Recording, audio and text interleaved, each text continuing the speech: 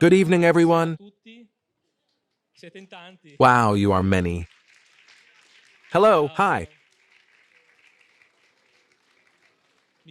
Let me introduce myself. I am Mattia Lamesta, the organizer of this conference. I must say that I'm sorry for the people standing, but let's say it went well because there are many people. That's what I wanted. Anyway, I'll briefly tell you how it all started. It started, let's say, by chance. One day I read a book, and from there my whole journey started. Then I met Pierre on YouTube, and from there, let's say I started to watch conferences like crazy. And here we are. I wanted to give my thanks to the Institute and the principal of this institute who granted us this space, Professor Salvemini, and my wife who endured a year of, I want to hold the conference, and she supported me in this. Then I thank you who are here, that's all. So I'll hand over to Pierre, who is truly great. He is a very good researcher who has been doing this for 30 years. All round, let's say. And so I leave the word to Pierre because I don't want to take up any more time. Thank you. Prova, sì. Yes, I am very sorry to see so many people standing. And, well, I don't know. We all sit on the table. We move to the stadium. What do? All right. I thank Mattia, who alone, then assisted by other friends from Varese, organized this event. Honestly, I said, well, on the lake, I think that people will go to the beach rather than come to listen to my nonsense. Instead, you are many. I am happy. Not for me. I don't count for anything. But because the things that I share and say are very, very, very important for all of us. They are important because they concern our past.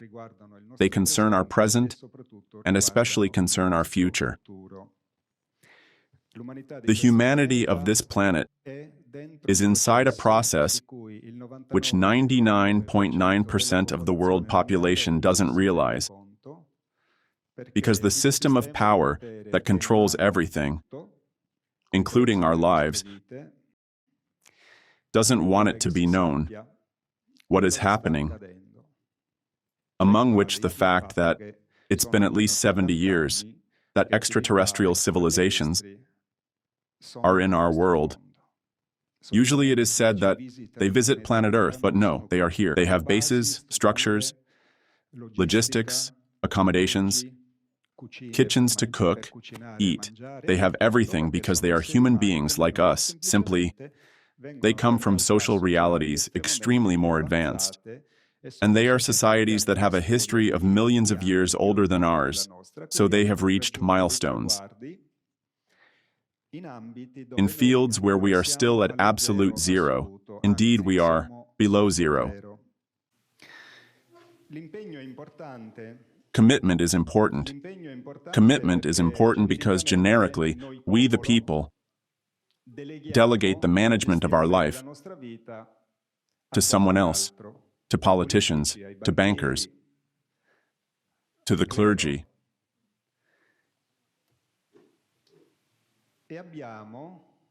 And we have parameters in making our decisions that rarely solve the problem. This is an obvious fact, because in the society of interest, the one who must solve the problem doesn't solve yours, solves his own, at your expense. So the pharmaceutical system doesn't give you back health. It patches the diseases without solving the causes, so then it shows up somewhere else and they continue to sell, etc., etc., etc. Let's say so. From my perspective of over 30 years of research, from the United States to Russia, from Northern Europe to the south of the world, The thing that most traumatized me, and that was difficult to accept, is what our society really is. Who are really those who command us? At what level, without us realizing it, is our life manipulated? A very clear example. If I had now the possibility to give to each of you, mint fresh, in cash, 50 million euros, I would like to see who would continue to live the same life. I believe that a person with 50 million euros in hand changes life. Here, we are slaves of money. And there are many people, not very many, who create money from nothing.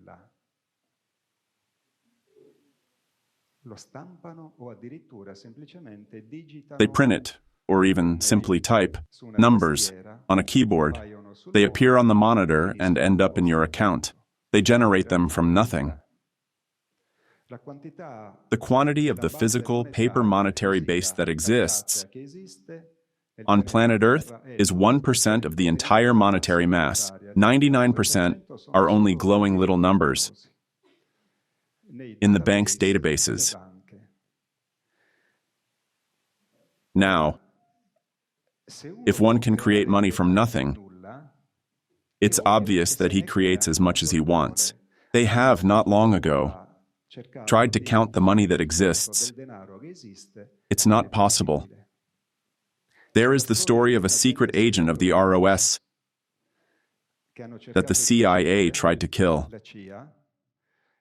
because he discovered an interesting thing, and so they wanted to eliminate him, including the Italian government. A book came out.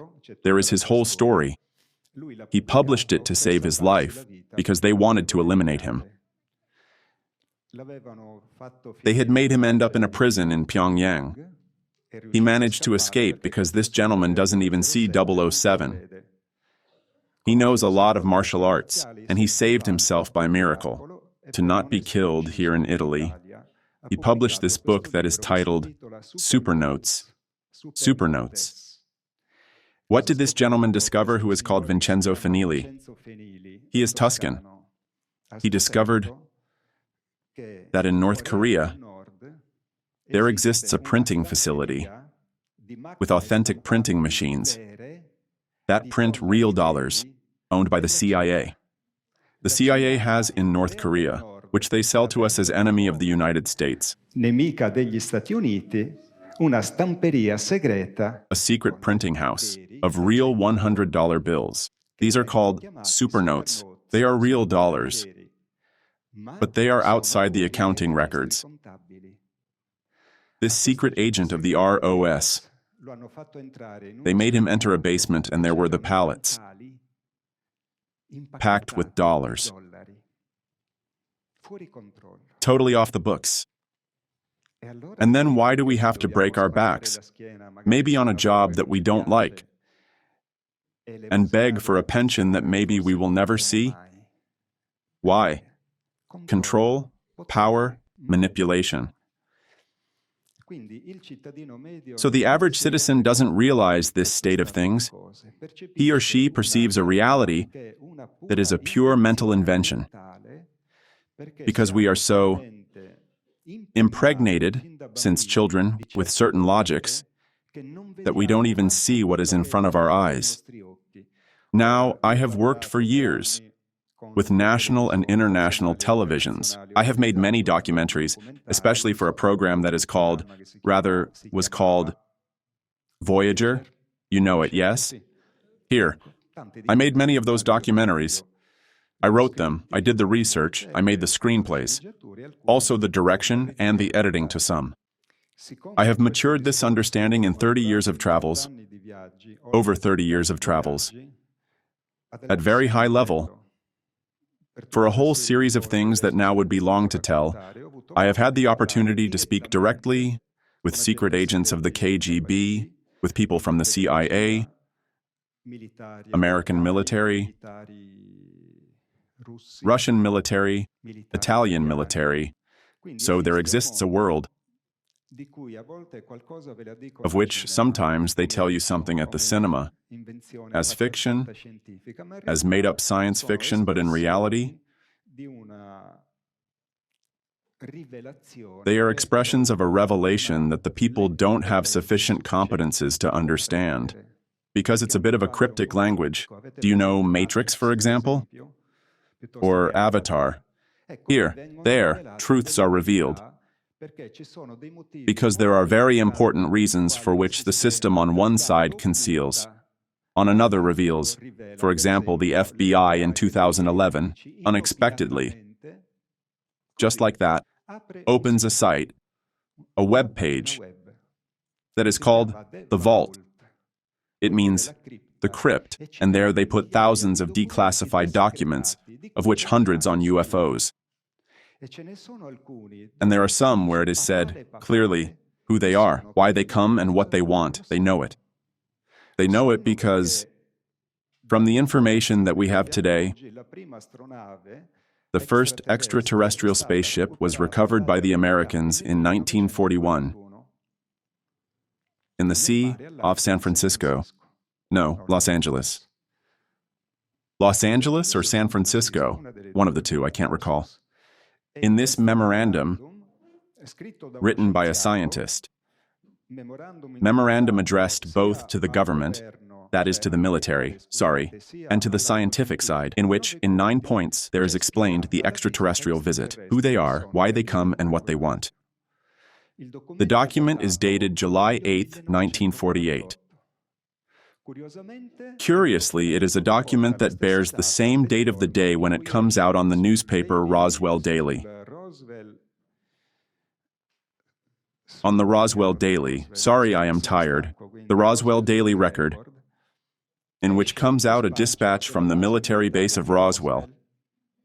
A dispatch from the military base, not a journalistic article, where the military announced having recovered a flying disc. This memorandum, in which are described the reasons and also aspects of the extraterrestrial visit, is published the same day, July 8, 1947. Why on July 8, 47?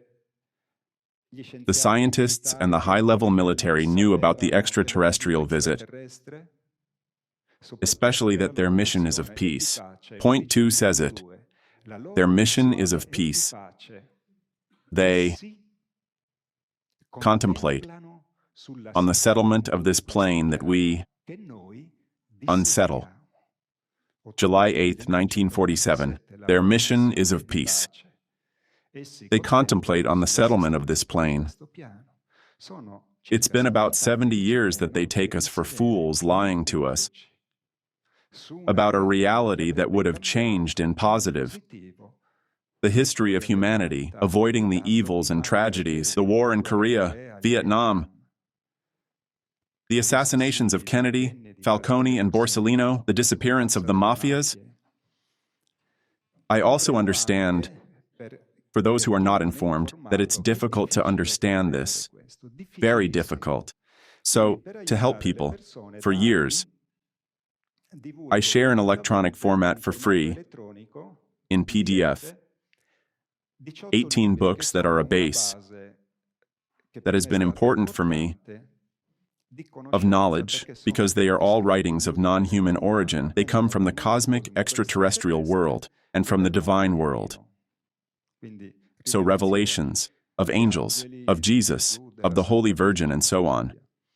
They are books that I guarantee, although there are, let's say, subtleties, a little dated because some texts, some writings, are even from the end of the 50s, so in an era a bit still, let's say primitive, scientifically speaking. However, the general concepts that they express are absolutely real. Since today on the internet there is everything and more, there is God who eats roasted children, or there is God who is the omnipotent. So there is something for all tastes. So to orient oneself in the great big sea of the different expressions and explanations I decided to share these books. Some we have printed in paper, so if you want to start understanding something, not only of the world up there, but also of the world down here, write to me on this email and I will send them to you. Very gladly. Then there is my YouTube channel, fully packed with many conferences on the most varied topics. Because information is important. Now I will talk about it. I will show you the UFOs. I show them to you. I will show you various things, however. Showing you the little UFO show is not my intent. I desire to leave you with an understanding, or data, better, because today, maybe, a moment, I want to leave you data that in time can bring you to a real improvement of your quality of life. Since it worked with me, I am a former railway worker. I drove trains.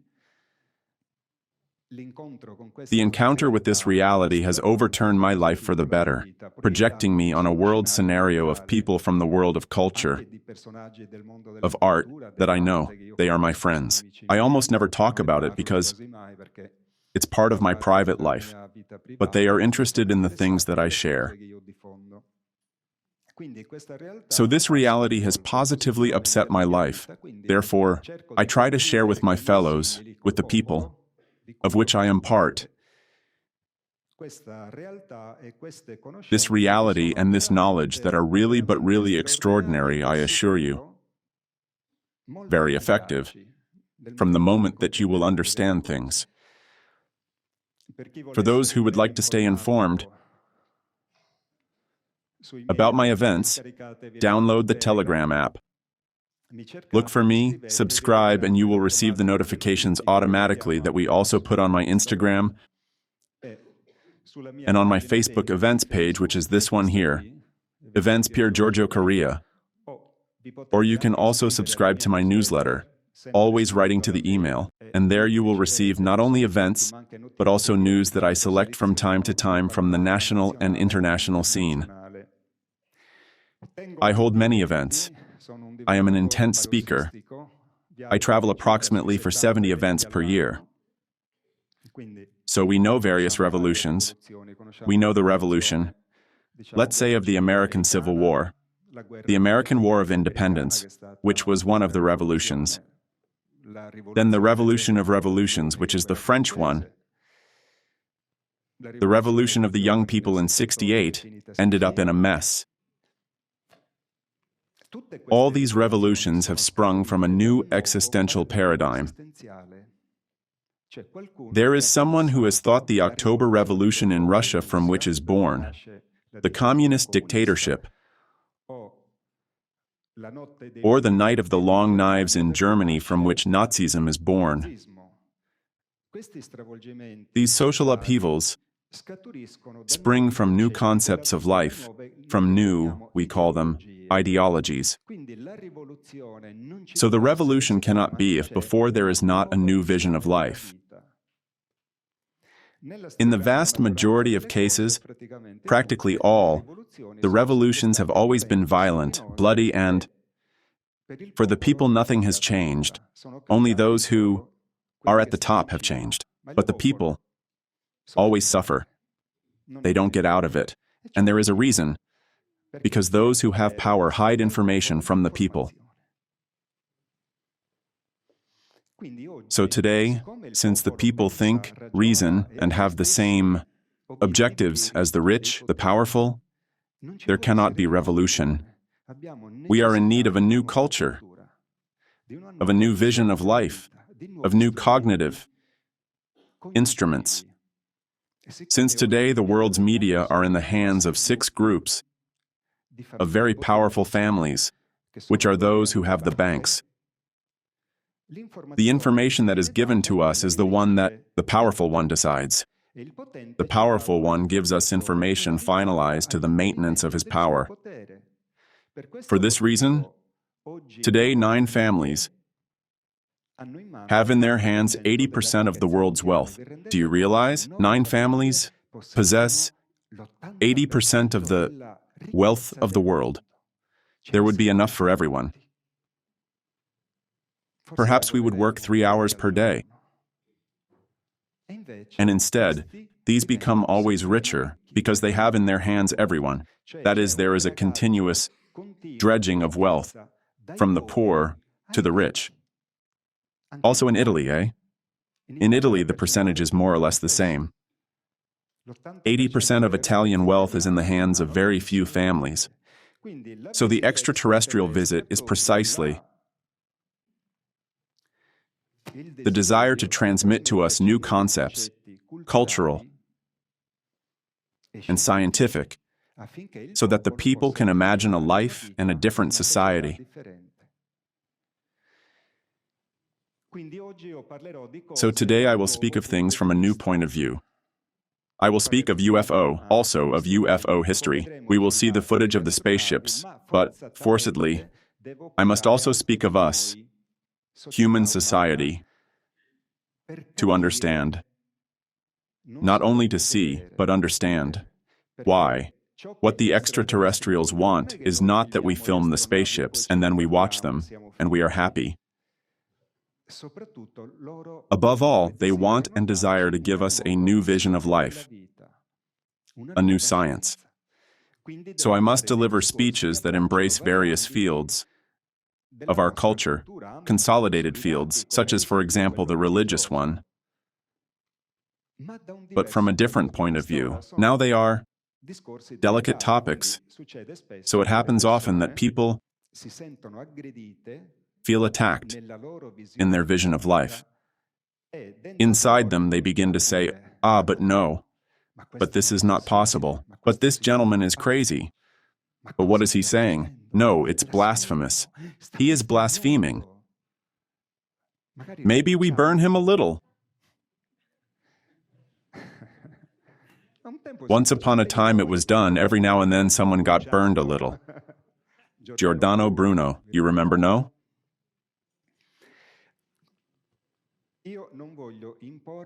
I don't want to impose any change, I simply want to tell you a story. The fairy tale of Little Red Riding Hood and the Bad Wolf.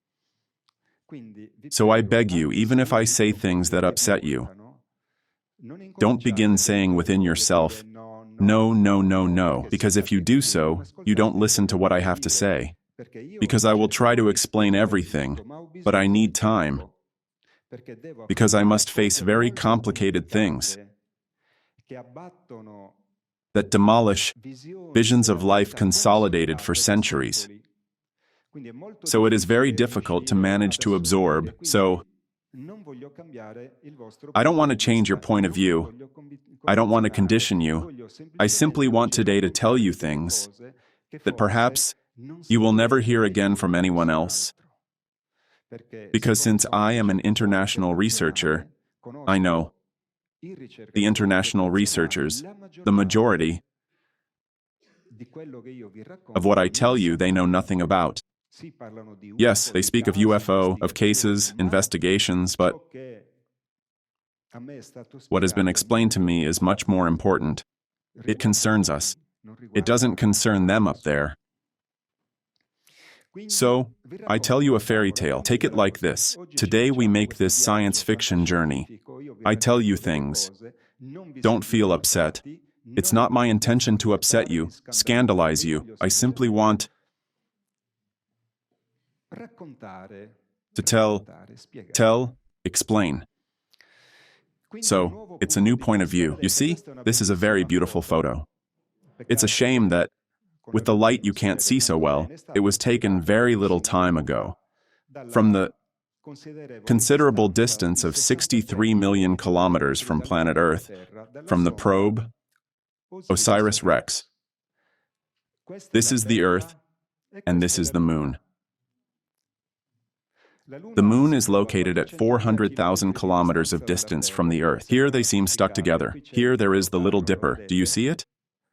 And then there are all the stars around. Here, from 63 million kilometers. All in all, we are not so important in creation. We are not so central. In the creation, we are a small planet, very small, around which orbits the satellite moon, in the periphery of the galaxy called Milky Way. We are in the periphery, not even in the center. We who feel so important, we are in the periphery of the Milky Way. So, from this perspective, all our great problems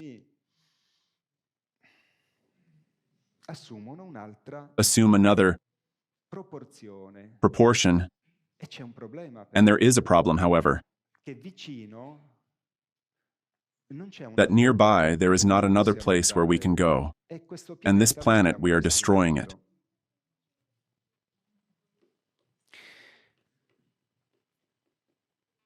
But there are mysterious beings who are accompanying us. Now, every now and then I hear someone say, "Hey, but they are secret weapons." Well, I'll show you and make you listen to things. Because these secret weapons have been secret for 70 years and maintain their technological supremacy unaltered over everything that we have produced until today. So it is from 1940, Second World War, to today, that this technology remains superior to ours, despite the enormous developments of terrestrial military technology. Their technology continues to be a supremacy. The first object launched into space by us humans was by the Soviets. On October 4th, 1957, the small satellite Sputnik, a sphere of about 50 to 55 centimeters in diameter. The first object, greatest fear of the Americans, justly because they said, but if the Soviets load a nuclear warhead on it, send it into orbit and throw it at us, we have no defense. So there was great fear. And so the Americans launched into the space race too. Here is the article. Once again, it was seen yesterday that the great, in quotes because it's small, Sputnik, great in scientific terms for the era, is not alone. It travels in space escorted by a small, mysterious, luminous object that precedes it by about 10 seconds. November 9th, 1957. They could not be secret weapons. This is the most advanced object that existed at that moment on planet Earth. And there was someone who escorted it. Let's go to the American field, Apollo 12. With astronauts Conrad, Gordon, and Bean. We are in 69. Apollo 11 had, a few months before, touched the lunar soil for the first time. Apollo 12 is the second. It's not Soviet, the mysterious object that chases the Apollo. Article of November 17th to 18th, 1969. A mysterious object stalks Apollo 12. And these are not news from ufologists. These are news that came out in the newspapers. Today they don't come out anymore. Journalists cannot publish this type of news anymore, even though we have very many footage of unknown flying objects that approach the International Space Station, of which many are also filmed. The military of land, sky, and space have the oath of secrecy. They cannot speak. And they have developed codes and encrypted frequencies to make sure that people don't listen or don't understand. In this case, on March 13, 1989, this astronaut, Mr. John Blaha, commanded a mission of the Shuttle Discovery, which today has been decommissioned. When they see UFO, now they have called them UAP. It sounds like Donald Duck who got something stuck in his throat. Clever. Think about it. A decision made in a secret meeting in 1959 has become operative a few years ago, because the term UFO is too linked to the concept of extraterrestrial. Now they have called it UAP, which means unidentified aerial phenomenon.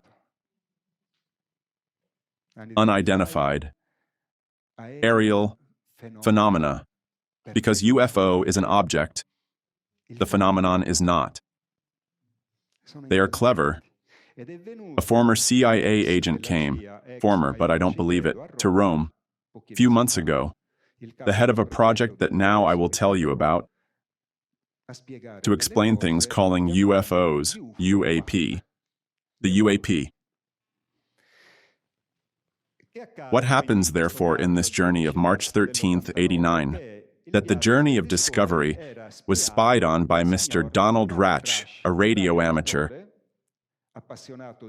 passionate about UFO, who had equipped himself with a sophisticated transceiver station and entered the NASA frequencies to listen to the astronauts' dialogues. He says, maybe I'll catch them. Here, John Blaha sees the alien spaceship, and at a certain point, while talking with Washington, he forgets, while talking, yes, with the ground base he forgets to switch and speaks clearly. And he says, Houston, this is Discovery. We still have the alien spaceship under observation. Ratch jumps from his chair and says, bingo, I caught them, and publishes the audio. NASA, which never responds to anyone, responds to Ratch, no, it's not true. It's not John Blaha. It's Ratch who faked everything. I followed the events that I am telling you. Only that Nippon Television, the national Japanese TV, acquires the audio and has it examined by experts because Blaha's voice was known because in NASA transmissions it had already been published. They conduct the analysis and the Japanese said, no. That is really Blaha who says this remarkable phrase, at which NASA changes and says, well, it was him, but he was joking. They said so. And this is the audio.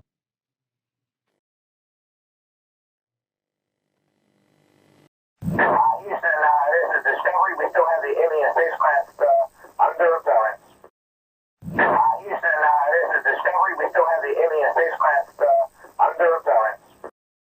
We have the alien spacecraft under observation. We still have so already. They were observing it for a long time, but the Russian cosmonauts have told us these things, and they got interviewed. Another space object this time has been photographed by a geostationary meteorological satellite, the GOES-8. This is the infrared photo taken on July 17th of 1992. The object is a flying disk in orbit of 400 kilometers in diameter. If this object lands, it goes from Milan to Rimini, half Italy, 400 kilometers in diameter, so the technology of these people is unimaginable for us. It is essentially a small planet. It was located above the Pacific Ocean, west of the coasts of Chile. The photo was released on January 26th of 1993. They tried to make it disappear immediately after. But there were people who had downloaded it, and so it continued to circulate. As soon as they removed it, someone put it back, and so we have it. The energy emanated from the object is so powerful, you see, that the infrared camera of the GOES-8 is very disturbed, and the photo came out in this way. Then it gets photographed also in clear light. The same day, but this time the photo comes out later, on April 7th of 1996. So the object, this time, is above the Atlantic Ocean, east of the coasts of Brazil. So here we see it, let's say, in its real physical expression, whereas here we see it in infrared. So these are documents of official terrestrial technology. They are not photos of contactees or things of this kind. They are photos of very common scientific equipment. In this footage, always from NASA, we see a lot of objects, and the shuttle is located above them, and they are filming them. Look in this area. At a certain point will appear from nothing another spherical object, that will perform a trajectory at acute angle. Now, any type of turn that a terrestrial object makes, whether it were a plane, a glider, a helicopter, always describes a curve. For the factor of inertial forces, we cannot manage, in the sky, to make a stop and change direction as if I had the handbrake. I pull, I slide off. Here this object does a course change at acute angle, which means that they have anti-gravitational technology that we do not have. Not only that, the object appears from nothing.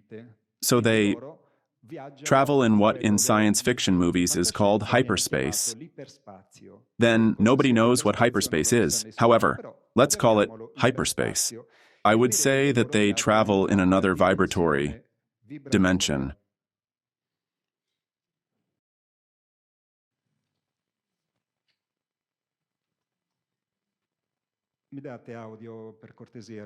Give me audio, please, direction. You see, the astronaut speaks in code. A couple of better stars, but stars don't move. Do you see the object? Look how it seems. The ping pong of old, here it is. It seems that it bounces on something and appears from nothing. This is a NASA footage. But we have very many. Now, a quick overview to show you that these objects are in our skies and in our adjacent space. This is a footage that has been made on August 8th of 1997. In the morning, in the residential neighborhood of Bosque de las Lomas in Mexico City, where I have been, numerous investigations have been made. The witnesses, for fear of repercussions in the work environment, did not want to be interviewed. But we found various people in the building next to which the object passes who saw it and testified. One lady even had an erythema on the arm because the disc passed practically in front of her window. That is, she, at a certain point, saw the animals in the house jumping. They were walking on the ceiling also, for how agitated they were. And she says, "What is happening?" Then suddenly, in the apartment, the light drops. She turns toward the window and sees this wall of gray metal in movement that then passes by, so she runs to the window and sees the disc that is moving away.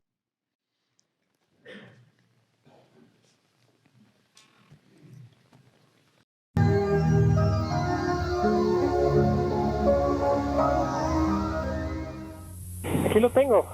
¿Pero qué pedo? Se ve poca madre. No lo creo, güey, no mames. Se ve perfecto. No mames. Se ve perfecto. Güey, no Órale. mames, puta, estás grabando, cabrón, no mames. Sí, está el poquito prendido. Puta madre. Pero se ve Ve esa madre, padrísimo. ¿Qué pedo, bárbaro. cabrón? No mames, ¿de qué? O sea, no es un avión esa madre, ¿qué pedo? No mames, cabrón. No lo veo. No. A ver, Se metió atrás de ese edificio, espérame. Del otro lado. So, the witnesses expected that it would emerge. Instead, those who were on the opposite side of the building told us that the disc, when it went behind, then projected itself forward until it disappeared. So this is the moment in which that lady, of whom I was telling you before,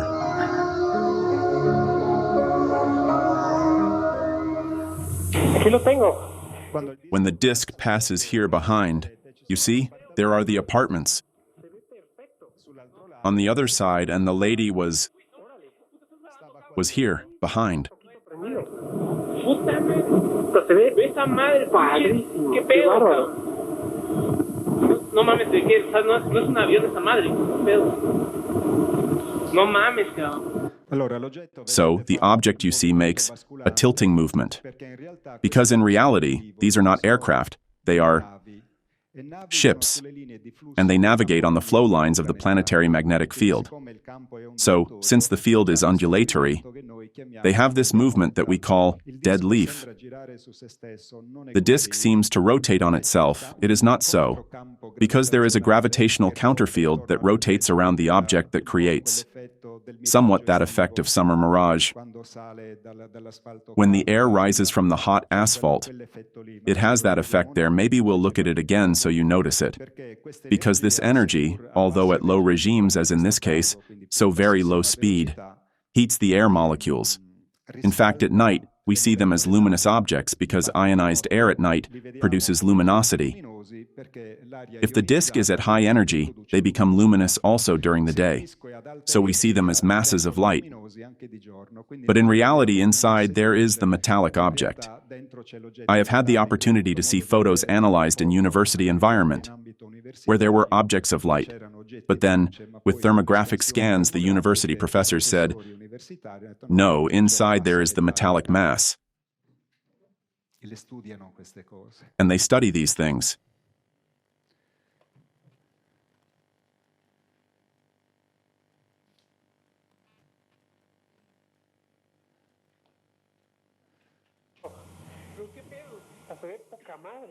You see, it seems to rotate, but do you notice? In reality, it is like a mass of vapor that rotates around it, which is the ionizing effect of the field that allows the object to stay in anti-gravitational condition, and so, for whoever is inside the object, it is as if everything that is around were moving, because this phenomenon cancels the inertial forces. We withstand up to, I believe, 6 or 9 G, now I don't remember. That UFO makes that turn at tens of thousands of kilometers per hour. So, if it had an inertial force inside, the pilots would be slammed against the wall and would be crushed by the force of inertia. Instead, they inside the object, if one has the fortune to travel in a flying disc, perceives simply a very light tremor, but nothing more. Because the object has itself center of gravity for whoever is inside it. Now, these are NASA documents rather than of the American Meteorological Service, with the witnesses at Las Lomas. They are documents, in fact, scientific. That is, they are documents analyzable in laboratory. Their authenticity can be verified, and so they constitute scientific proof of the existence of something that is what it shows. They could be used in a hypothetical trial in court to establish between a skeptic who says that nothing is true and one instead who says that it is true, to establish who is right. And I swear to you that among military documents, testimonies, photographs, analyses, etc., then, made by NASA, made by the meteorological services of various countries, etc., we have an enormity of proofs that we have the extraterrestrials here. Even a few years ago, to Medvedev, the Russian Prime Minister said that in the briefcase of the nuclear codes of the President Putin, there are also the papers on all the extraterrestrials present on Russian soil. He said it.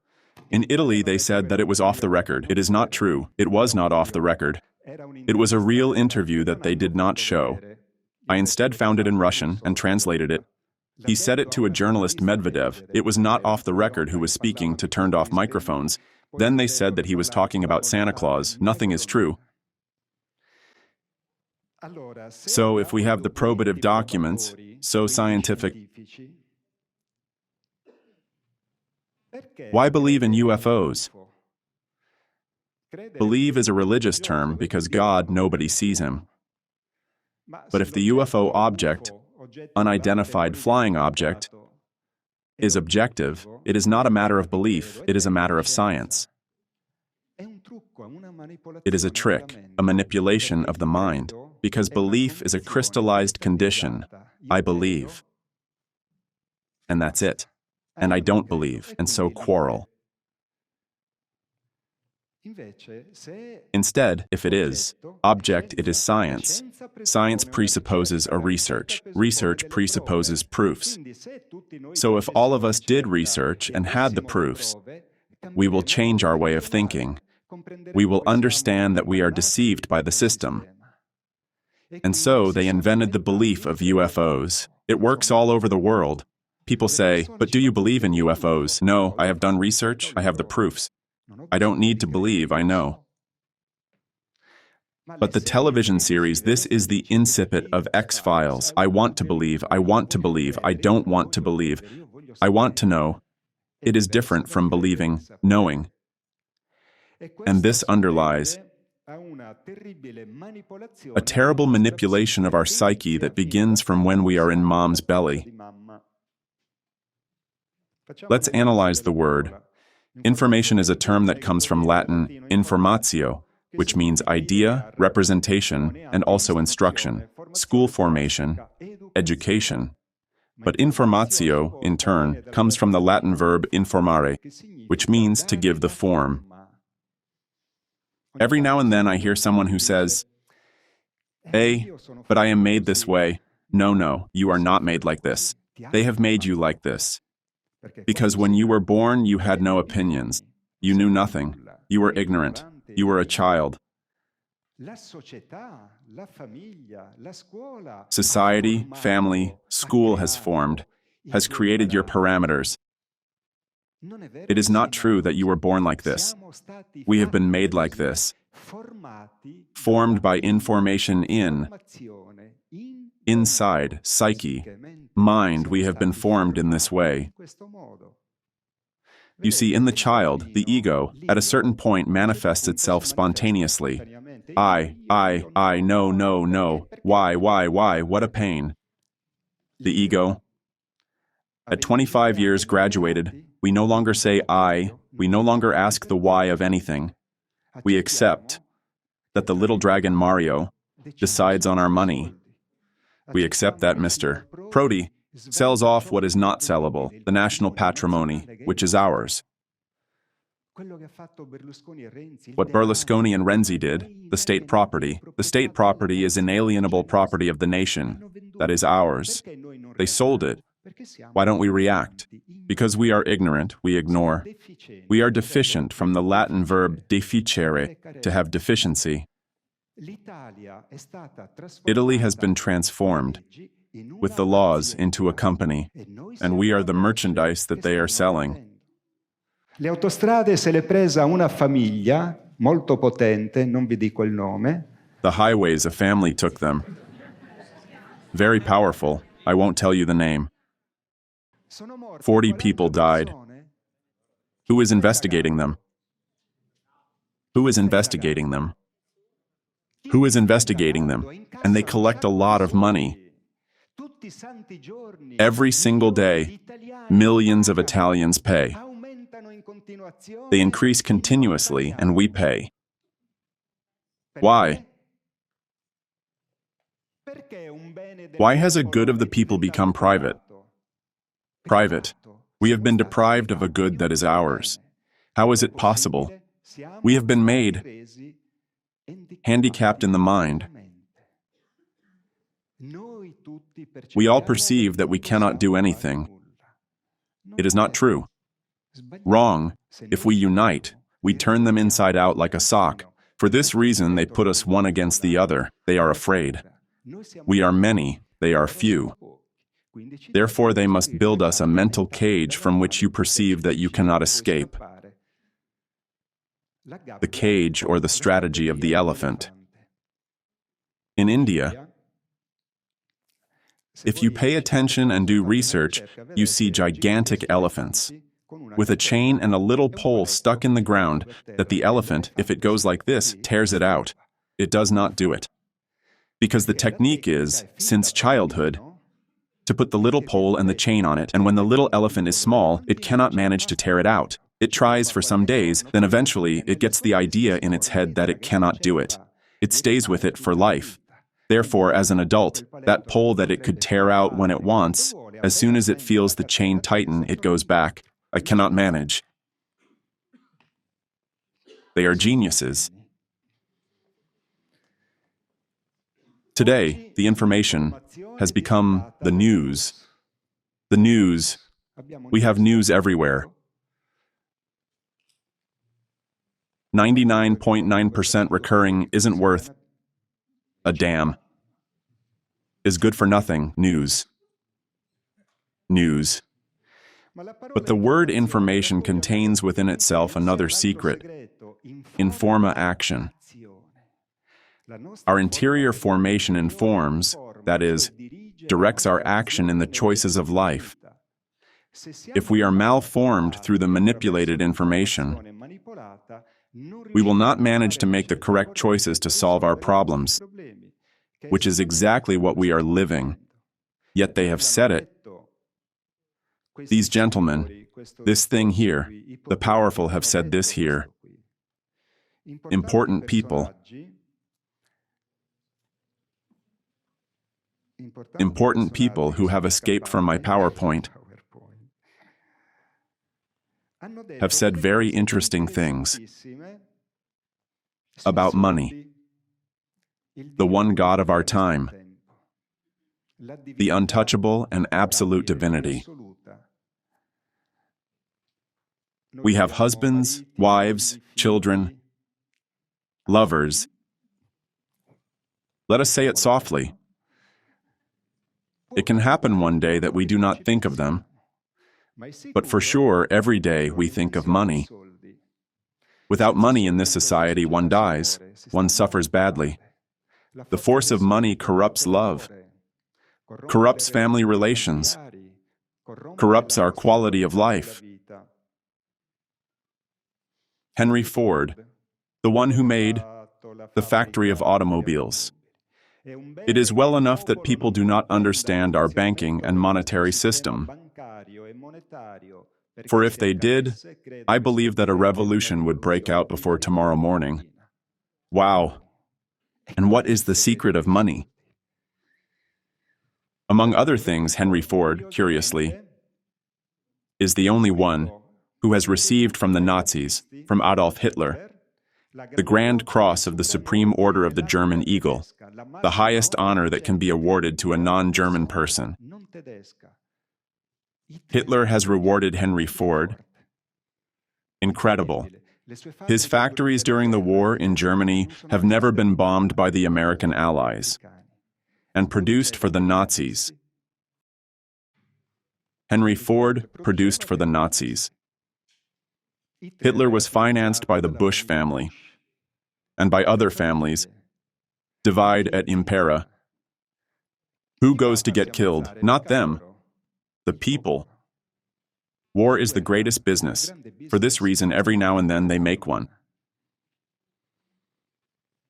This is the trend of the Italian public debt. You see, from the 50s to the 70s, we were doing well, because it was here 30% of the GDP.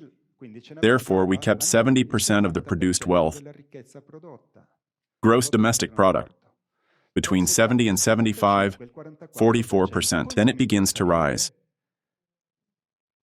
Then suddenly, it surpasses the GDP. In this period,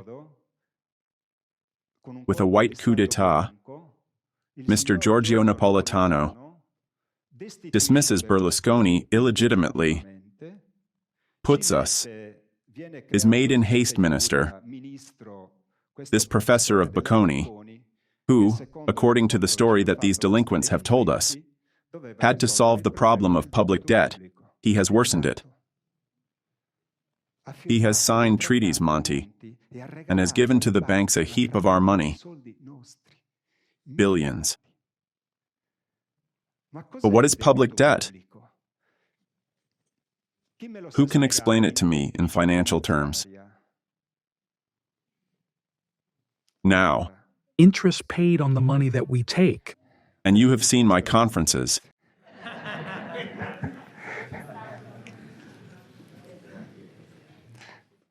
The money, friends, is what we need to live, to stay well. We do not know how they function. Worse, we have a monstrous debt that grows. We do not know why. We are bankrupt. A person who has a personal debt and does not know why cannot stop it, and therefore is bankrupt. It is only a matter of time. This is the transformation of currency. Italian Republic. 100,000, payable at sight to bearer, nothing. Rather, it is written, property of the Central European Bank. There is the abbreviation. There is the abbreviation of the... Therefore, I tell you clearly that. Yes, everything has disappeared. This is currency of the people, at credit. Then you must explain to me why the state prints pieces of paper called state bonds and sells them on the world financial market, indebting us all. All. A private bank called ECB prints other pieces of paper called euro and lends them to us at interest rate 1%, but not to us, to commercial banks, that then charge on us another 3% approximately, and the people pay 4%. Question, but why the state, instead of printing paper, state bonds, does not print euro currency? It's all paper after all. Because they have sold us, and because we are ignorant. Payable at sight to bearer. Here there wasn't. Because this was our wealth, it has cost the life of Aldo Moro, this currency. Italian Republic. Currency of the people, without interests. Wealth of the people. Who makes things? The people. Therefore, the state is the one that organizes the things of the people. Therefore, when the people needs a hospital, it is not that politicians make the hospital. We make it. Trowel, bucket, the lime, the cement, the bricks, and we make the hospital. Therefore, the people announces a tender, the state. And the companies say, we the hospital, we make it for 100 million euro. Bene, lo Stato aggiudica a quella Well, the state awards to that company the tender and prints 100 million euro, which is the measure of the wealth that the Italian people will build with its hands. Because money is the measure of the wealth that the people builds. It is not wealth in itself if it is not transformable into goods. Therefore, currency is the blood of a nation. Now, can you imagine that in order to live, we must have blood lent to us? We are dead. In fact, we are dying. Italy is dying. Because traitors of the homeland have sold their brothers to the foreigner. In time of war, they are shot in the back. And they are Italian politicians. And they have names. Prodi, Renzi, Berlusconi, Letta. All these people have sold us. And have sold us to the ECB, which is a consortium of national and international banks. You see, everything has disappeared from the euro once there was written. On those euros of the Bank of Italy, there was written, the law punishes the manufacturers and dealers of false notes. It's not there. Because currency is this here. These two are currencies. And currency in a nation is an institute of public law. Is an institute of public law, has been transformed into an institute of private law. Therefore, public debt is not the true debt. Our true debt are all the euros existing in Italy, all. Public debt is only the interest on the total mass of debt that is all the money that Italians have in the pocket, in the bank, or under the pillow, or the tile. How do you get out of such a debt? Impossible. You will never come out of it. What is it for? To steal from us our things, to make us become disinherited who live on private property, slaves, slavery. And there is on the euro, you see, the symbol of copyright. It is not a currency, it is a proprietary work of art. This is our death if we do not wake up. To this state of things, the extraterrestrials desperately try to intervene because humanity is in the hands of a criminal ruling class. But the fault is ours because we are content with their reading of life. Therefore, when The usual imbecile starts to laugh because someone has told him that he has seen a UFO. He is a poor, manipulated fellow. Because the one who laughs at UFOs has never done research on UFOs, much less has done research on money. He is ignorant, but he laughs because he is stupid, because he is manipulated. Manipulated. The UFO is an object. You must do research, not laugh like an idiot if someone tells you that he has seen research, but it is manipulation that reflects from the UFO, gradually gets here. And this is our death. As people of heroes, poets, navigators, we are dying. We must wake up.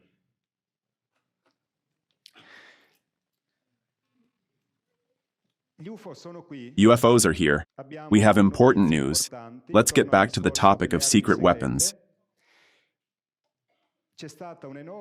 There has been enormous activity and much divulgation between the 50s and 60s.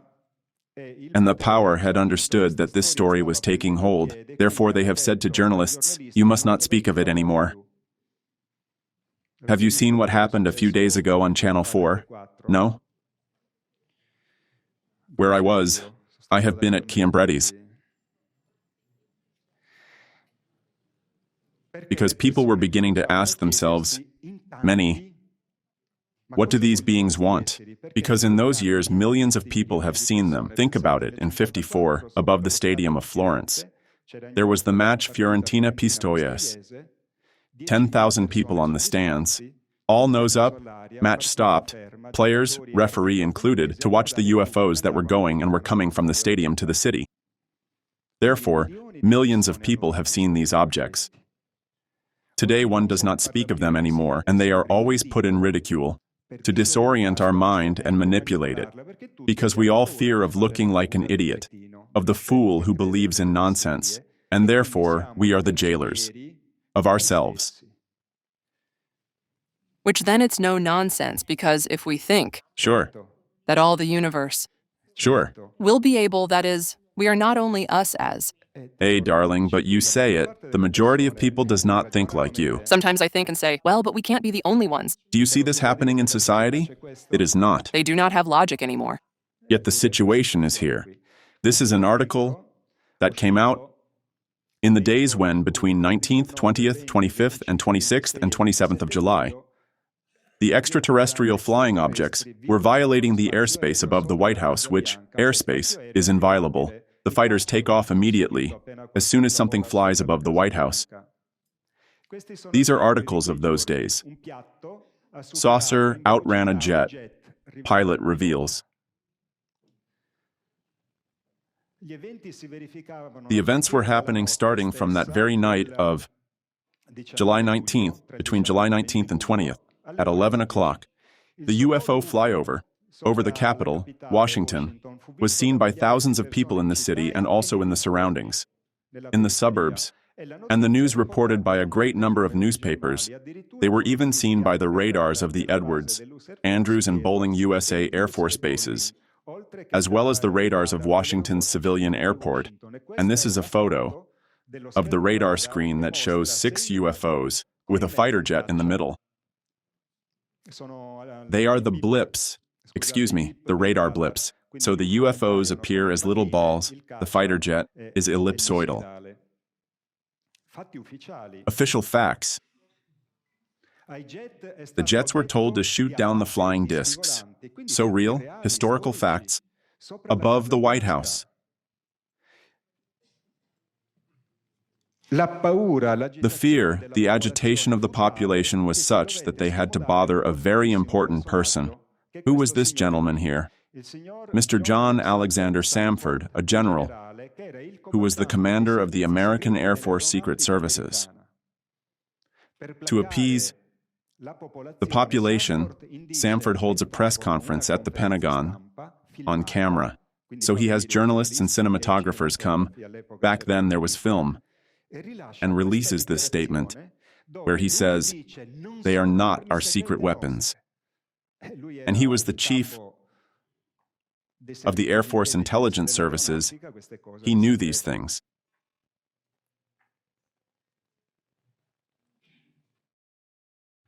I am here to discuss the so-called flying saucers. The Air Force interest in this problem has been due to our feeling of an obligation to identify and analyze to the best of our ability anything in the air that may have the possibility of threat or menace to the United States. In pursuit of this obligation, since 1947, we have received and analyzed between 1,000 and 2,000 reports that have come to us from all kinds of sources. Of this great mass of reports, we have been able adequately to explain the great bulk of them, explain them to our own satisfaction. We've been able to explain them as hoaxes, as erroneously identified friendly aircraft, as meteorological or electronic phenomena, or as light aberrations. However, there have been a certain percentage of this volume of reports that have been made by credible observers of relatively incredible things. It is this group of observations that we now are attempting to resolve. Our basic difficulty in dealing with these is that there is no measurement of them that makes it possible for us to put them in any pattern that would be profitable for a deliberate, custom sort of analysis to take the next step. We have, as of date, come to only one firm conclusion with respect to this remaining percentage, and that is that it does not contain any pattern of purpose or of consistency that we can relate to any conceivable threat to the United States. We can say that the recent sightings are in no way connected with any secret development by any. So the general admits that the phenomenon is real, that it's not our technology, and that it is not a threat. But actually, he already knew it from the report of 47. And in fact, he says, since 1947, we study these phenomena, because in 47 they acquired the Roswell disk, and they are not a threat. So an official statement, albeit in political speak or in military speak, but in fact the general has said, it is not our stuff, it is more advanced, it is peaceful, it is not a threat. In fact, from 52 to today, we are still here and the UFOs have not invaded us. So it is peaceful. But it is real. December 2017. It happens, nobody knows why, that the Pentagon calls the New York Times and says, listen, we had a secret study of investigation on UFOs. Are you interested in publishing an article? Actually, since we are at it, we will also give you some UFO footage made by our military fighters. The New York Times said, yes, give it to us. And the articles with the footage come out, December 18th, 2017. On the trail of the Pentagon's secret UFO program. The news goes around the world. It comes out everywhere. This is on CNN.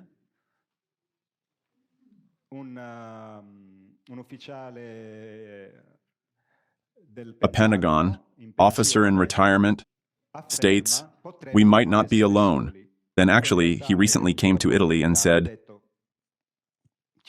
they are here. They are here. Who is this gentleman here?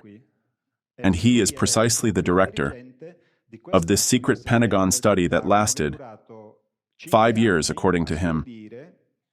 And that was financed with tens of millions of dollars. Now, nobody spends anything for beliefs. But since we are seeing, the news came out in Italy also, and the program was called Advanced Aviation Threat Identification Program. That is, Advanced Program of Identification of Possible Aerial Threats. The Pentagon admits existence of a program on UFOs.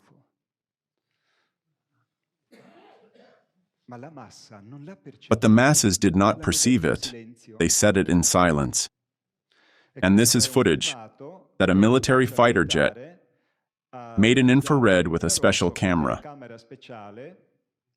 Above the city of San Diego. We'll first see those subtitles in English and then in Italian. There's a whole fleet of them. Look on the ASA. My gosh. They're all going against the wind. The wind's 120 knots from the west. Look at that thing, dude.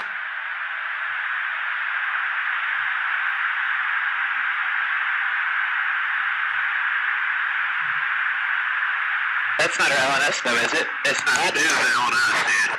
Well, if there's like... Look at that thing. It's rotating.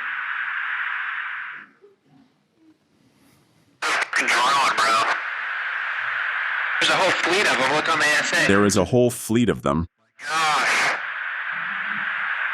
They're all going against the wind. The wind's 120 knots from the west. Look at that thing, dude.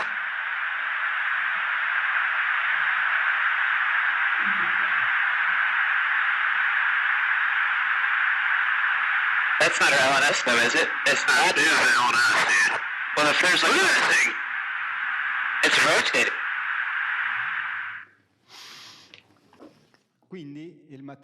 So the material that I am showing you is a very small part of the enormous quantity that exists. It demonstrates that we are visited, and it also demonstrates another thing, that we are deceived. That is, they lie to us. They lie to us with movies. They lie to us in the news. They lie to us. Because this thing must not be known. Because obviously and it's what happened to me, you become aware that there is an extraterrestrial civilization that visits you, sooner or later. You ask yourself, who are they? Why do they come? And what do they want? It is obvious that these questions arise. Why don't they contact us? It has been 70 years that they are here. We have proof that they are here. The military logic. The military strategy provides 3 phases. The first phase is espionage in case of conquest plan, therefore of war. The first phase is espionage. The second phase, espionage can last a long time. That is to acquire important information about the enemy. The second phase is reconnaissance, to accurately identify the points to hit. But when the enemy does reconnaissance, one says, they are about to attack me, and therefore in haste he prepares to defend himself. So reconnaissance and attack must be very close together. Reconnaissance and identification of objectives, attack. We are under reconnaissance, spied upon, for centuries, reconnoitered in a systematic and pervasive manner for about 70 years, and they do not attack us. You know how much it costs NASA to send spaceships into space? These beings have sent thousands of objects to Earth, thousands of people, bases, accommodations, clothing, food, and they do not attack. What do they want?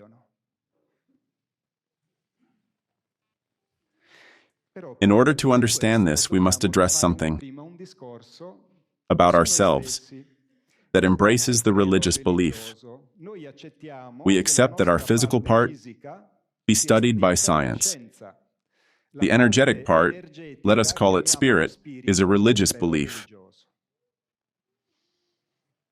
But is this sensible? Because if we are the spirit intelligence, how can science spring from belief? It is rather paradoxical.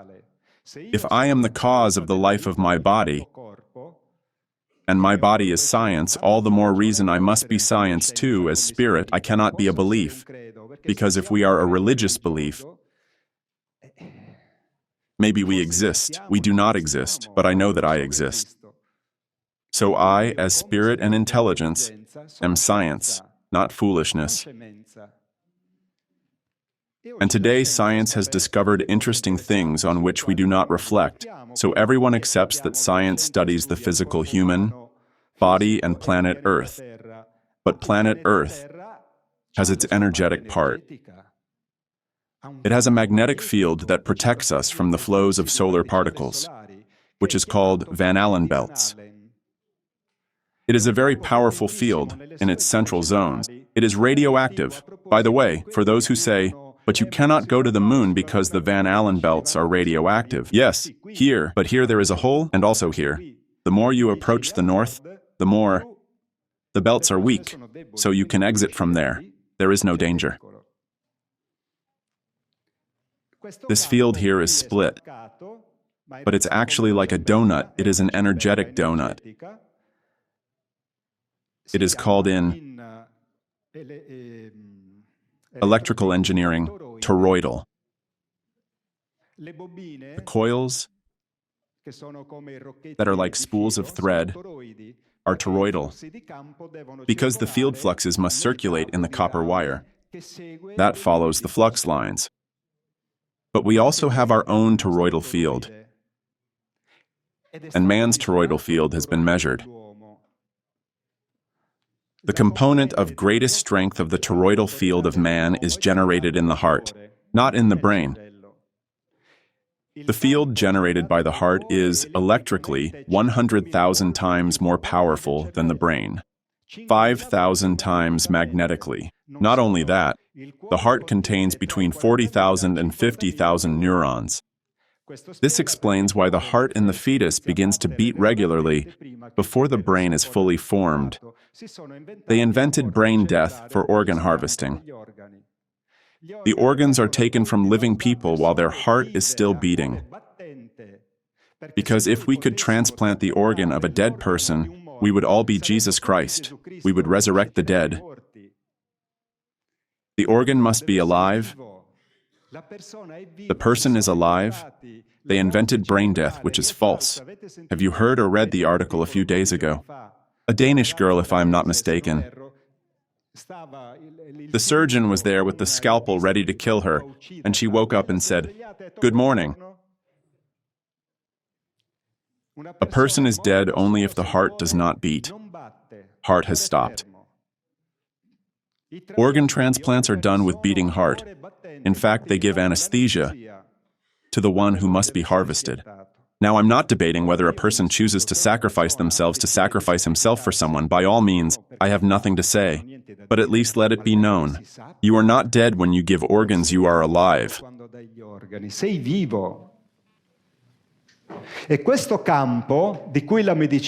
And this field of which official medicine knows nothing is very important. The electromagnetic activity that comes within the human body creates a unique, personal, but modifiable electromagnetic field that contains an enormous quantity of information that are transmitted with the exterior also. We call it intuition, sympathy, antipathy. I meet Marco. Oh, but do I know you? No, it is the first time, and yet I feel that we have already seen each other somewhere, because the memory of past lives is in the field. It does not rise to consciousness for reasons that now it's not the time to explain. Furthermore, it has been discovered that the electromagnetic energy radiated by man is in direct relation with health, vitality, and emotional reactions. It has the energy, the soul. Do you know how the Soviets called the soul? Form structuring field. No, è Gianna. Yes, darling, it's a joke. Allow me. It's an aspect of the aura. So the spirit stays in the absolute immaterial. Is that clear? The spirit cannot have a direct connection with the material. They are two opposite poles.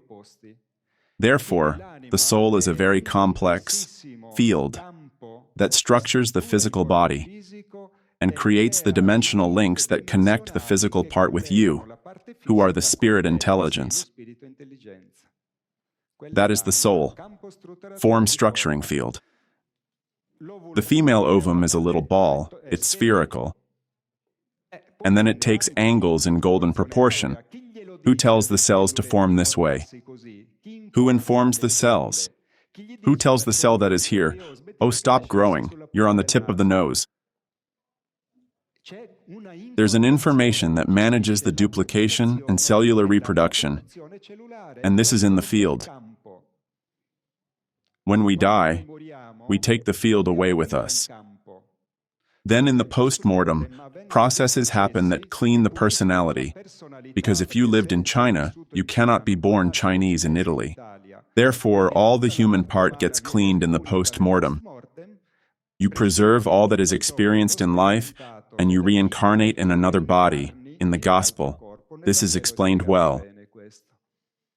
There's not the word reincarnation, but there are a lot of gospel passages where Christ says it. And the human field is a transmitter, receiver of electromagnetic field emitted and modulated, in a band that goes from about 1.5 to 9.5 megahertz. It has been measured. It's there. It exists. It's scientific. From recent quantum physics studies, they have come to understand that the band, in the sense of vibration of the human body, is not only here, this one here, 1.5 and 9.5, short waves, but in reality it extends up to the light emission band. What have the spiritual masters told us for thousands of years? The spirit is light. Now we begin to see it. There's a discovery of a German professor that was covered up in the 70s, Fritz Albert Popp, who together with a university student, has built a measuring instrument that is able to detect a single photon with sensitivity to 1 photon. And they have measured the light that man emits today, 70s today. I know Italian researchers who have filmed it. The body emits pulsating light. Therefore, the laws that make us incarnate, make us grow, age, die, that is, exit from the body and return, act on that. Scientific laws, not religious beliefs. Therefore, from this discourse, which is what those from above do, we can well understand that the energetic part of the human being, soul and spirit, whose fields we've just seen are an aspect of them, because there's much more. There's the etheric layer. They are various layers. I have met scientists who had technology, who worked with these things. It must be studied by science, not by priests, by scientists. Indeed. Now I'll show you, and I'll return to the initial discussion that we have things in front of our eyes and we don't see them, because we are manipulated by a culture suited to maintaining the power of the dominant classes. In the world, there are a lot of religious beliefs. Indeed, because of these religious beliefs, we are always inside bloody wars. This is the religious distribution of the major religions in the world. We are about 2 billion, in yellow, the Christians. The Christians, we are those who are destroying the world. The industries are of Christians, the mafias are of Christians, the most powerful war industry is of Christians. The biggest banks are of Christians, and it seems to me that Christians have not understood. Something still escapes them. Thanks. Seeing that Christ said, "Love thy neighbor as thyself, do not unto others what you would not want done to you," we instead go to bomb those who think differently from us. But the laws of nature don't give a damn about our religious beliefs, because we all are born, grow, age, and die. The law doesn't give a damn about human opinions. Therefore, the UFO, despite the idiot who says, "Hey, but they are computer-made," it's there. And that process, seeing that they have already started to block airports since 2000, Last year, they blocked the Lima airport for 21 hours. 12 flying discs, 21 hours airport shut down because they were hovering around. But also here, at Linate, at Malpensa, they see them. Only that if pilots and flight controllers talk, they kick them out. Enrico, where are you? Enrico is not there? Poor guy. Oh. So, non c'ho fortuna oggi. I have no luck today. Therefore, we are subject to natural laws, friends. All of us. Even the plant, animal world is born, grows, ages, and dies. Never mind religious beliefs. Science. But the people must not know science. They must lose their heads behind the inventions. Of these people who don't work, they work thanks to our contributions. They don't work. Better yet, they have even taken the habit of violating our children. It's not good. Have you seen Pell? They stuck him in jail? Finally. And those are not priests. Those are beasts disguised as priests. They must be put in jail. Therefore, despite the exterior differences, we are all, regardless of race, of sex, of religious belief, of social condition, we all are born, grow, age, and die. Therefore, we are subject to scientific laws of which we know nothing. We go towards death, like this, blindly. Does the afterlife exist? No. Well then, give me the proof. We must have this proof because we all die. Sooner or later, we will die. How? What happens after? We must have the certainty of it. It's like undertaking a journey. Where are you going? I don't know. But do you have the money in your pocket? No. And you haven't prepared for this journey? No. A real fool. We all will die and we don't prepare. We chase after religious beliefs. But what is the true paradise? The Muslims? 10 virgins. Then I didn't understand why the virgins only for males and for females. Nothing? Excuse me, eh?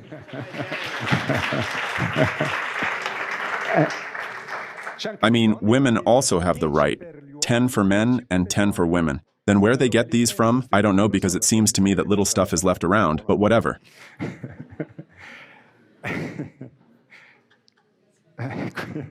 Therefore, we are subject, friends, to laws in the here and in the hereafter. We don't have many lives, we have one single life. Some we do it here, some we return there, then we return here. Because there's a scientific logic in creation, but it's not told to us. We don't look for it. We settle with the story that someone tells us to whom we don't know. For what reason we delegate that he tells us the truth? His holiness, His excellence, His eminence. But does he tell us the truth? They don't tell it to us. But death is a serious matter. It's no small thing. Perhaps death is at least as serious as being born.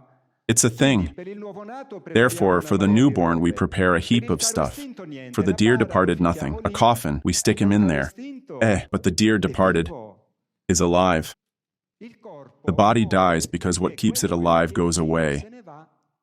Goes away. It's science. It's not science fiction, much less religious belief. Universal laws. For this reason, the humanity of the earth for thousands of years doesn't solve the problem of suffering, and the people for thousands of years is always under the heel of the powerful. It doesn't emancipate, because we are not emancipated. We are all aged children, and that's it. We have never emancipated ourselves. We age. We are born as children from parents who are only aged children, not emancipated, and the chain of slavery perpetuates in time.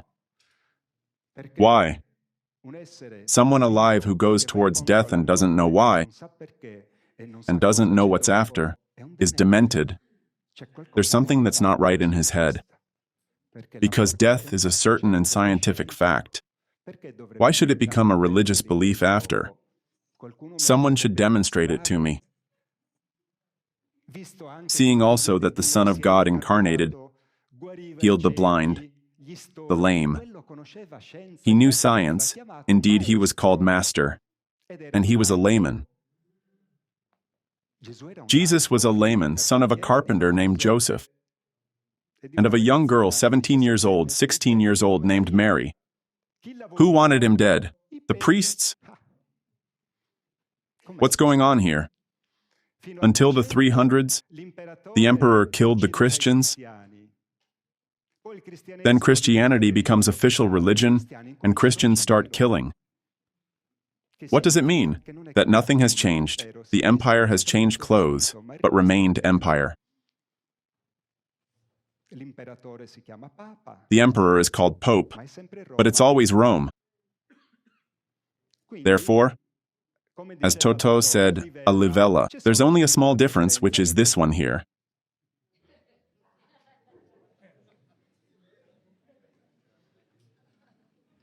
However, it ends here.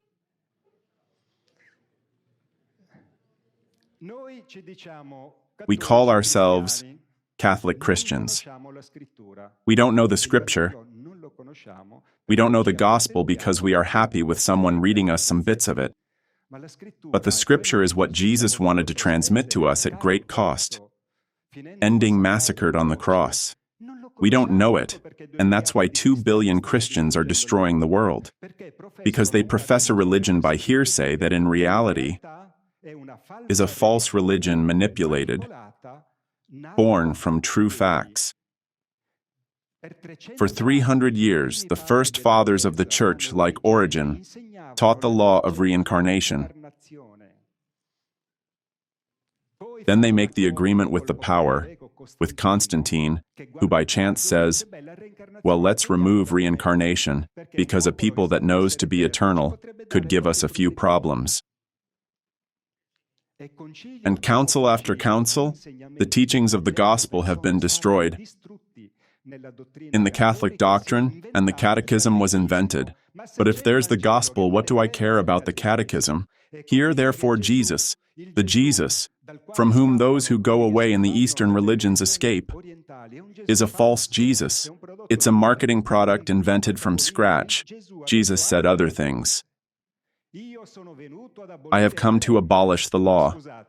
No, excuse me. Think not that I am come to destroy the law or the prophets. I am come to fulfill the law. And whenever in church has one heard speaking of the law, verily I say unto you, till heaven and earth pass, one jot or one tittle shall in no wise pass from the law, till all be fulfilled. Here Christ announces the quantum leap, the change of matter that is happening now because of the fantastic, impressive solar explosions that have forced scientists to change the parameters of carbon-14 measurement because the matter is changing, even the human one and even the DNA. Many scientists know it. I have spoken with some, but they don't say it. Therefore, Christ speaks of science. He says, I have come to fulfill the law, that is the knowledge of the laws that dominate the spirit, and the prophecy, because if you will not repent, you will perish. Cause and effect, or karma according to Eastern traditions. So, today we are in a frightening cauldron, and we don't realize it because we live a made-up life. We believe in made-up things and follow people who deceive us. So the extraterrestrials have had written, science of the spirit, science of matter. They are the two exhibitionistic, that is manifestative, and experimental aspects of the omnicreative intelligence, which is the way they call the Holy Spirit.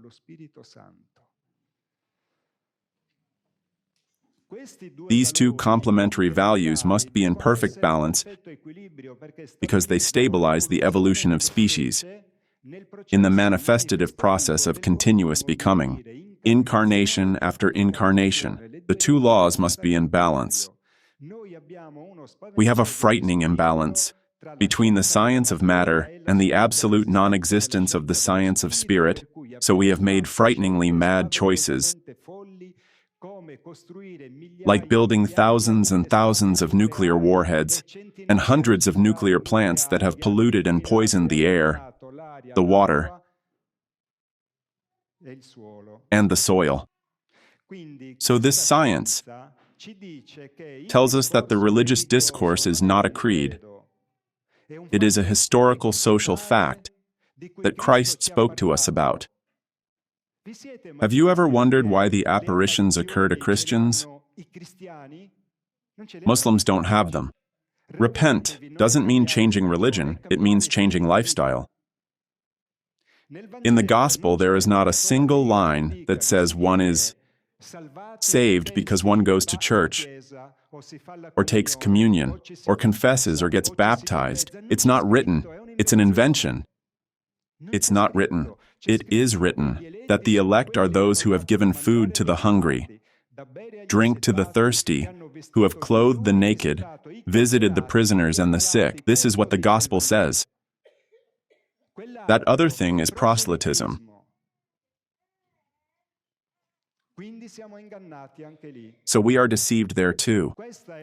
This is the mission that the extraterrestrials are carrying out, to give us a little ear-pulling and tell us, wake up, you are slaves of people who print pieces of paper, people who are made of flesh and bones like you. Before Christ, before God, we are all equal. The little dragon Mario or His Holiness are not worth more than us. Our actions are worthy before the eternal, not our religious creeds, our works, which imprint in that energetic field an increasing or decreasing vibratory condition. The humanity of Earth is in frightening decrease. It is returning into the vibratory energetic bands of the animal world. The bestial facts you hear about, like that of Cardinal Pell, whose lawyer stood up and said, "But Sua Eminenza, è stata una semplice penetrazione." Your Eminence, it was a simple penetration. This is what the lawyer said to the judge. The judge jumped up and told him, "But you are disgusting." That is a man of that age. Then Pell is a giant who penetrates a 13-year-old child. But he's a beast. In jail. Simple penetration? But what is that? But what was he supposed to do? Tear him apart after having violated him? Do you know that most of those who have been violated by pedophile priests kill themselves? They have little life expectancy because they don't recover from the trauma. Because the priest is the protector. It's like being violated by the father or the mother. It's a trauma you don't come out of. It's horrific, and there are thousands. Thousands. So the prophecy is not a fact that has scope in the religious creed. It is a historical, social fact that concerns us all, believers, non-believers, atheists. It concerns everyone, those who listen and those who don't listen. It's happening in history. Christ was a real event, witnessed by historical archaeological evidence. Someone says, but the Gospels are manipulated. It's not possible. There exist about 15,000 original manuscripts, copies of copies written by hand even. Those who copied, the scribes, if someone made an error, they still copied it because they didn't want to change anything. What did they do? Since it couldn't be concealed, they made sure we didn't read it. And they invented the catechism. Because the gospel is a fierce act of accusation against the luxuries, the gold, and the corruptions of the princes of Peter's church, who have sold themselves to Satan. Not all, fortunately. Many. So the prophecies that are generally considered a religious matter in light of the facts just stated are not so, and Christ came to confirm them. That is, it will happen. And then in church we say that Jesus returns. He was crucified for us, suffered under Pontius Pilate, died and was buried. On the third day he rose again according to the Scriptures and ascended to heaven, sits at the right hand of the Father, and will come again in glory to judge the living and the dead, and his kingdom will have no end. Mystery of faith. We announce your death, O Lord. We proclaim your resurrection in the waiting of your coming. Christ must return. It is one of the principal dogmas of Catholicism. In Matthew chapter 24,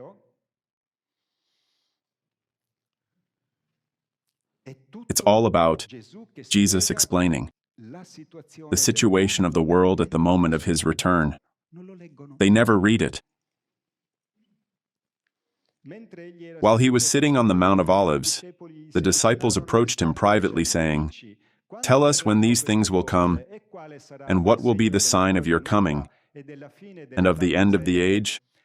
Then there's another passage of the Gospel, because this concerns, among other things, reincarnation. Because in another part of the Gospel, the apostles go to Jesus and ask him, "Master, but why do you speak to them in parables? And to us instead you tell the naked and raw truth." And Jesus brings out a terrible sentence that has nothing to do with that weak Jesus, who forgives everyone, that the church sells us. He says, "I speak to them in parables, so that their eyes, seeing, may not see, their ears, hearing, may not hear, so that they cannot repent and be forgiven." So, Jesus 2,000 years ago was condemning. In fact, he said, "I have come for many, but not for all." We don't know these things, so we practice a made-up religion, a fantasy. Now, since Jesus precisely tells them the truth, the apostles ask him, "Tell us when these things will happen." And Jesus gives them recommendations, but they are all dead. Jesus knew that about 2,000 years would pass before he returned. He didn't say the time, but he gives them recommendations. Why does he give them? Because at that time the apostles would have been reincarnated, and so he tells them, "Be careful that no one seduce you. For many will come in my name, saying, 'I am the Christ,' and they will seduce many." This is the false religion that says, "I am the Christ," and it's not true. "And ye shall hear of wars and rumors of wars. See that you are not troubled." So Jesus gives recommendations, projected to 2,000 years later. How could the Lord, either he was a raging madman, or obviously he knew about reincarnation, which at the time was an obvious fact. Everyone knew it. In fact, the priest of the Sanhedrin, Nicodemus, goes to him at night and tells him, "Lord, but how can a man who has returned, become old, enter the womb to return to his mother's womb?" They tell us it's baptism, but there they speak of womb, of an old man who must return inside the mother. So it's biological. It's not spiritual, because if you don't reincarnate, you don't evolve. And if you don't evolve, you cannot acquire the knowledge and the wisdom you need to know God. This explains the apparent injustices of life, that one is born poor, one rich, one beautiful, one ugly, one lives 2 months, another 120 years. They are flows and refluxes determined by our actions, that imprint in the energetic field, a giving and a taking. This is the science of the Spirit. So, in chapter 24 of Matthew, Jesus says these things. It is necessary that this happen, but it will not yet be the end. Nation will rise against nation, world wars, kingdom against kingdom. There will be famines and earthquakes in various places. But all this will be only the beginning of sorrows. See that no one seduce you, for many will come in my name, saying, 'I am the Christ,' Vatileaks. Monsignor Lucio Valleco Balda speaks to the prosecutors. Excesses, sex, designer clothes, suspicions of money laundering and insider trading in the Vatican. Prison for George Pell, pedophile cardinal. Shock defense of his lawyer at trial. It was a simple penetration. See that no one seduce you, for many will come in my name saying, I am the Christ, and will seduce many. Famines. Hunger grows in the world. In 2017, 124 million victims of famine. It's true that there have always been, but not at these levels, because we have disturbed the universe with our follies, especially with nuclear explosions that have been over 2060. The third secret of Fatima says, a great war will break out in the second half of the 20th century. The waters of the oceans will become vapors. Millions of men will perish hour by hour. It wasn't the thermonuclear war. It was the over 2,000 atomic experiments that have intoxicated the planet, caused billions of victims from radioactive intoxication. Have you seen that cancer has now become like a cold? What does it depend on? Everything is polluted. Everything is radioactive. Radioactive particles maintain their dangerousness when it goes well for 100,000 years. But there are some for 4 billion years. Raging madmen. Earthquakes everywhere. I'll show you the graphs. These are the latest detections of the trend of earthquakes from the year 1000 until today. Someone says, yes, but in the year 1000, they didn't have instruments? Yes, but there were those who made chronicles, so it's known. They wrote it, it's reported in the chronicles. If there were great earthquakes, this is the trend of earthquakes. You see the surge? It's in the nuclear era. This is the trend of the destructive power of earthquakes there is in the year 2000 because, by repercussion, the agitation of the magmatic fluid and the destruction, or rather the imbalance of the electromagnetic field that is broken by nuclear explosions, has given a frightening instability to planet Earth. So from 2000 we entered what the extraterrestrials called the hyper-chaotic time. We have exited. This was the period defined by them as hypercritical. So still, resolvable. If man understood, here we entered the hyper-chaotic, so it will happen. There have been people. They will deliver you to tortures and will kill you. Great people of the world who have tried to change the state of things of the planet and have been killed. Both in modern times and in past times, Galileo, Giordano Bruno, Alessandro Count of Cagliostro, who was the maker of the French Revolution and has been erased from history. But Alessandro Count of Cagliostro, Italian, erased from history and confused with the small, Palermitan petty thief named Giuseppe Balsamo. It was he who founded the motto, Liberté, Égalité, Fraternité. It's by Cagliostro. So, Christ's prophecy is being fulfilled as a historical social fact. So if all this is being fulfilled, it will be fulfilled. Also this, behold, he cometh with clouds, and every eye shall see him, and they also, which pierced him.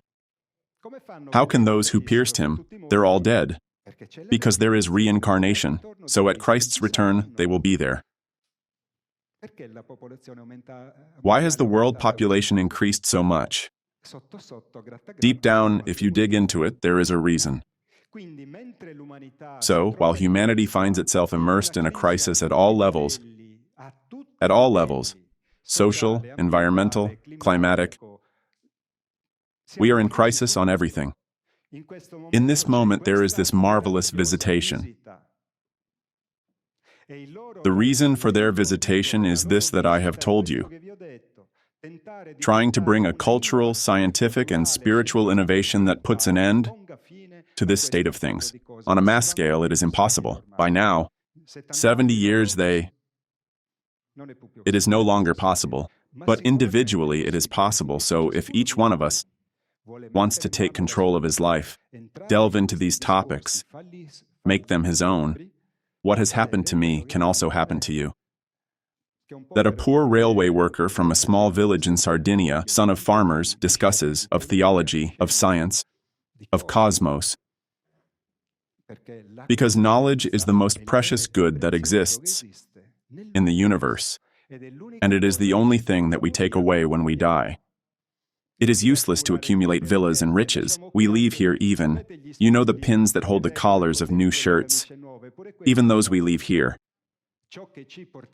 What we take away is the knowledge and experience acquired in life, because our time is precious. It is between birth and death. Instead, we have invented the pastime. Great! What could be more stupid? The pastime. But time is not infinite. It is between birth and death. Thousands of idiots. I don't want to offend anyone. I did it too in a stadium. To beat each other, maybe. For 22 ignorant, overpaid people who kick a ball.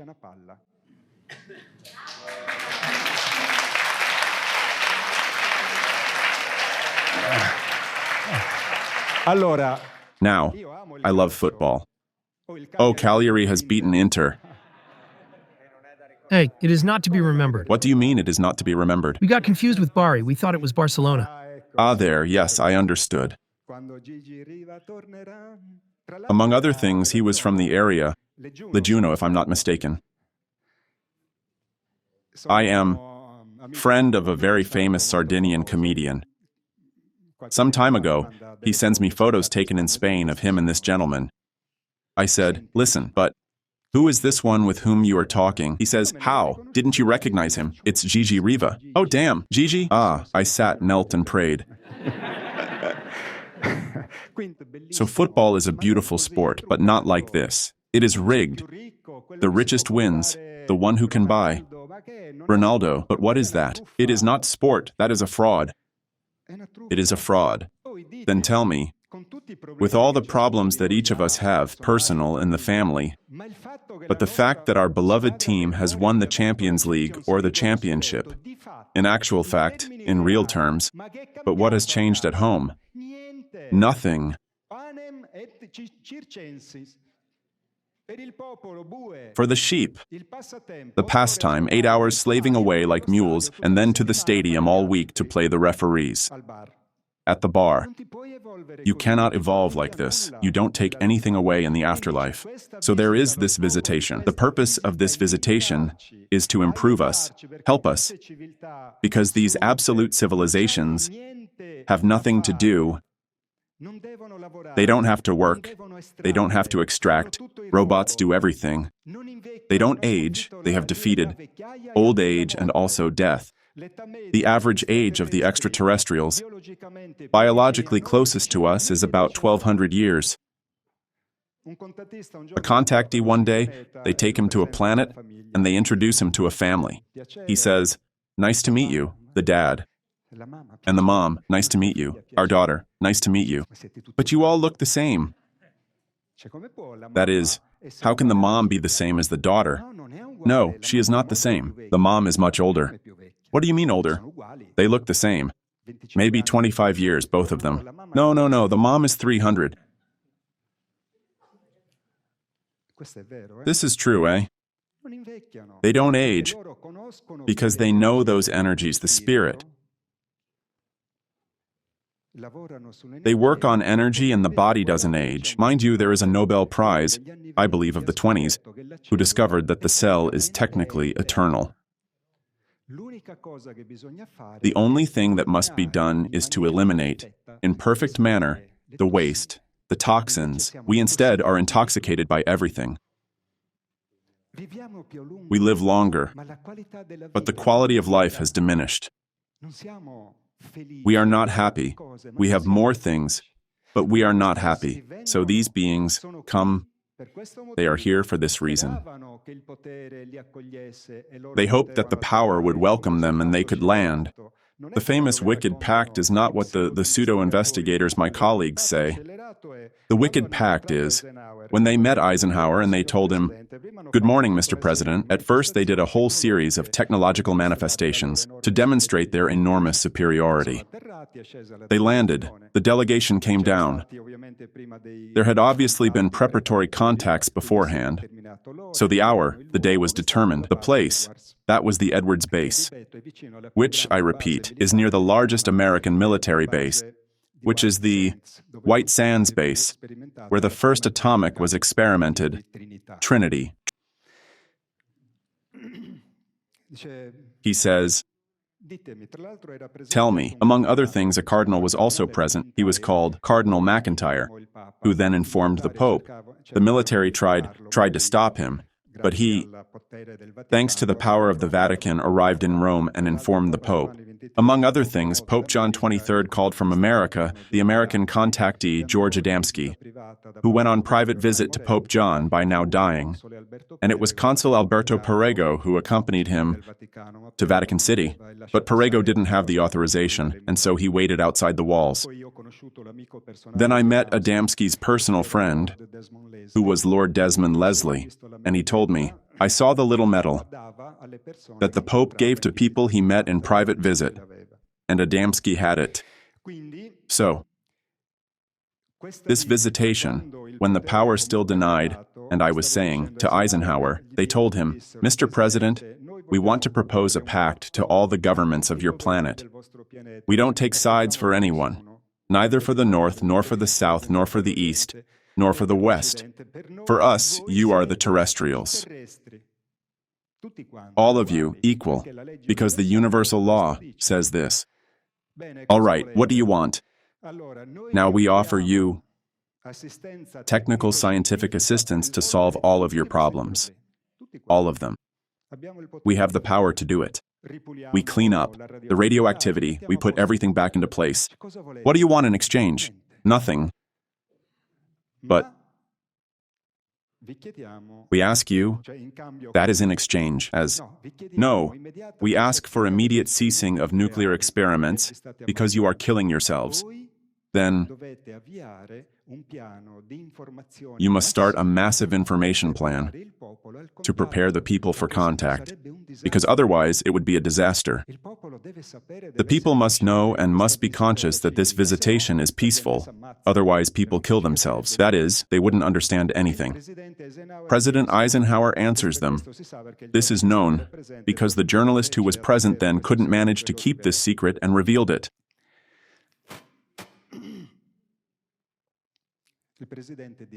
The president says, "But I don't have this power, that is alone. I am not an emperor. I must relate with the great electors, those who pay the electoral campaign, who are always the usual suspects, war industry, pharmaceutical industry, etc., etc. And the extraterrestrials say, all right, we will set up a meeting and we will see each other again. Then there were two others in another base. They meet again. So, it cannot be done. It cannot be done. Because the military, industrial, and financial complex said absolutely not. Indeed. They said, we buy time. We try to develop weapons to keep these guys out of our hair. That will determine the space shield that Reagan wanted. It was not for missiles. It was for those who come from outside. Indeed. There is a footage where you see a shot with weapons with particle beams of a terrestrial satellite that shoots at a disk that appears from hyperspace like the one I showed you before. So this visitation has been denied. Not wanted by the power, they don't want it, because it means, for the powerful, accepting that they are equal to us. Equal to us. Flesh and bones, blood, feelings, family. Same thing. Instead, they feel like gods. Divinities. Indeed, moving capitals, George Soros, determines death by hunger of thousands of poor people in India rather than in Afghanistan or other places. They feel like gods. They are a horrifying human mutation. Sometimes someone in the audience tells me, but they would also die. This thing is not possible. But I answer, we I say we, but I entered them. In the rooms of power, we will never get there. We don't know how these people here think. How can one who has $100 billion in the bank think? He doesn't think like me or like you. He has other things in his head. Other projects, other visions of the future and of life. They think differently, aside from the fact that then there is a very important matter on the spiritual level, but it is not the time. Look at this map. UFO sightings between 1995 and 2014 over the United States of America. It is not a sporadic visitation. Almost 60,000 cases. This cycle is closing. So the answer of non-contact, and here I finish, is in the scripture, because these beings are nothing other than those who in antiquity we called angels. Angel doesn't mean man with wings. Angel means messenger. And they don't have wings. St. Paul says, in the letter to the Hebrews, "Be not forgetful to entertain strangers, for thereby some have entertained angels unawares." So the wing is the symbol of flight. Pilots in coats of arms, pennants, have birds or wings, because they fly. So, since angels are equal to men, they even mated with terrestrial females. The sons of God saw the daughters of men that they were fair, and they took them wives of all which they chose. It is written, so everything is to be reviewed. It is another perspective. It's another perspective. So these beings are the angels of yesterday, extraterrestrials today. They live much longer than us. Their projects embrace thousands of years. In their civilizations, the dialogue with the Creator is not interrupted, like here with us, that the Creator must speak to the little shepherds, to children. He doesn't speak to his so-called ministers. I have never seen a king who speaks with the shepherd. The king speaks with his prime minister, with his generals. Curiously, the divinity speaks with the people, with the children of the poor. He doesn't speak with the popes, with the cardinals, and so they are self-celebratory ministers, but I think there is something that's not right. So the problem of non-contact is in the gospel. Nella parabola della zizzania, in the parable of the tares, the servants discover that the enemy of the master has sown the tares in the wheat field. Then they go to the master, and they tell him, "Master, shall we then go and gather it?" And the master says, "No, lest it happen that, gathering the tares, the wheat also be rooted up. Let both grow together until the harvest. At the time of harvest, I will say to the reapers, gather ye together first the tares, and bind them in bundles to burn them, but gather the wheat into my barn. So evil and good, murderer and saint, in this moment they are together because there is a phase of growth of humanity that must come to completion until the day of harvest. So a process of selection is in action. And the selection is not based on religious creeds. The selection is on works. The works: give food to the hungry, drink to the thirsty, clothe the naked. Bye, Francesca. These are the works. The sacraments are important, but they are a post-it note, a reminder. The Last Supper, the communion, community. Divide among yourselves the things of the earth, because the 12 apostles were the 12 tribes of Israel that represent humanity. So Christ, God, the solar logos, says, the fruits of the earth, you must divide them among yourselves. You are all brothers. This is the meaning of communion, community, communicate. Taking the host doesn't cause anything. There is no mysterious power. If you take the host, there is a strange magic, and so you become God.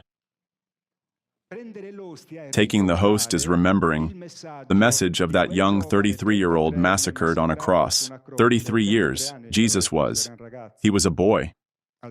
Tall, 1 meter 80, well built, he did bodybuilding, he was the first. But this, the Last Supper, is not to take the host in church and then buy. The Last Supper was, divide among yourselves the gifts of the earth, because you are all brothers. Sure, bye. So this process is coming to an end, because in other parts of the Gospel are mentioned those whose name is written in the book of life. So, whoever wants his name to be written in the book of life must do the works, and go to become wheat, not tares. So this process has almost come to an end, because today we have the great good and the great evil. And the executors of the selection are the angels, not the devil. The angels select the positive and the negative, because the devil at a certain point will cease his function, which is that of tempting, and therefore to draw out from humanity the corrupters, the corrupted, and the corruptible. It is a self-election through our choices. The devil has no power. It has no free will. Have you ever wondered why the satanic symbols are all the Christian symbols upside down? Because the devil, not having free will, cannot create. There is only one creator, but he can invert. In fact, all the symbols, the cross upside down, the five-pointed star upside down, everything upside down. Because Satan does not have free will, he obeys slavishly to the will of God. It was in the Our Father, now they have changed it. In fact, there is a beast of revelation that is identified. They will seek to change the times and the law. The times are the prophecy. They do not announce the return of Christ. So these beings are the angels of biblical memory. The Son of Man shall send forth his angels, and they shall gather out of his kingdom all things that offend, and them which do iniquity, and shall cast them into a furnace of fire. There shall be wailing and gnashing of teeth. When Judas accompanies the temple guards in the Gethsemane, the Lord proclaims himself military chief. Peter, put up thy sword into the sheath. He enunciates the law of cause and effect, because all they that take the sword shall perish by the sword. Thinkest thou that I cannot now pray to my Father, and he shall presently give me more than 12 legions of angels? Legion is not a Palestinian term, or Judaic, it is a Roman term. Rome is, par excellence, the most militarized empire in history. So Jesus says, I have legions, I am a military chief. More than 12 legions make for more than 70,000 men. I just have to whistle, and they land. These famous fiery clouds, flying shields, what were they in the old times? Jesus who was taken and raptured on a cloud, what was it? A storm? No. Today we know that the cloud is water vapor. But 2,000 years ago, there was an agro-pastoral society. They did not have science. In the past, energy was only fire. So they saw these luminous objects and called them chariots of fire. On the Rivatorto Basilica, there is St. Francis on a cart that caught fire, but it cannot be like that. It is because these objects that we have seen, when they are in the energetic phase, they emit light, ionized air molecules. Bye. We must review the things of the past and actualize them, because they have a scientific meaning that 2,000 years ago could not be understood.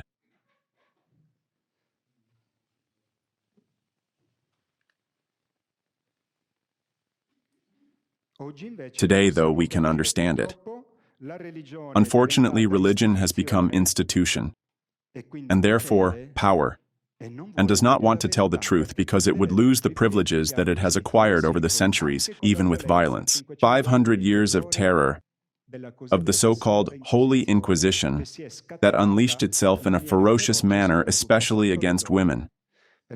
Because in the woman, there is that particular value of sensitivity that could change society. So they massacred you. These pigs.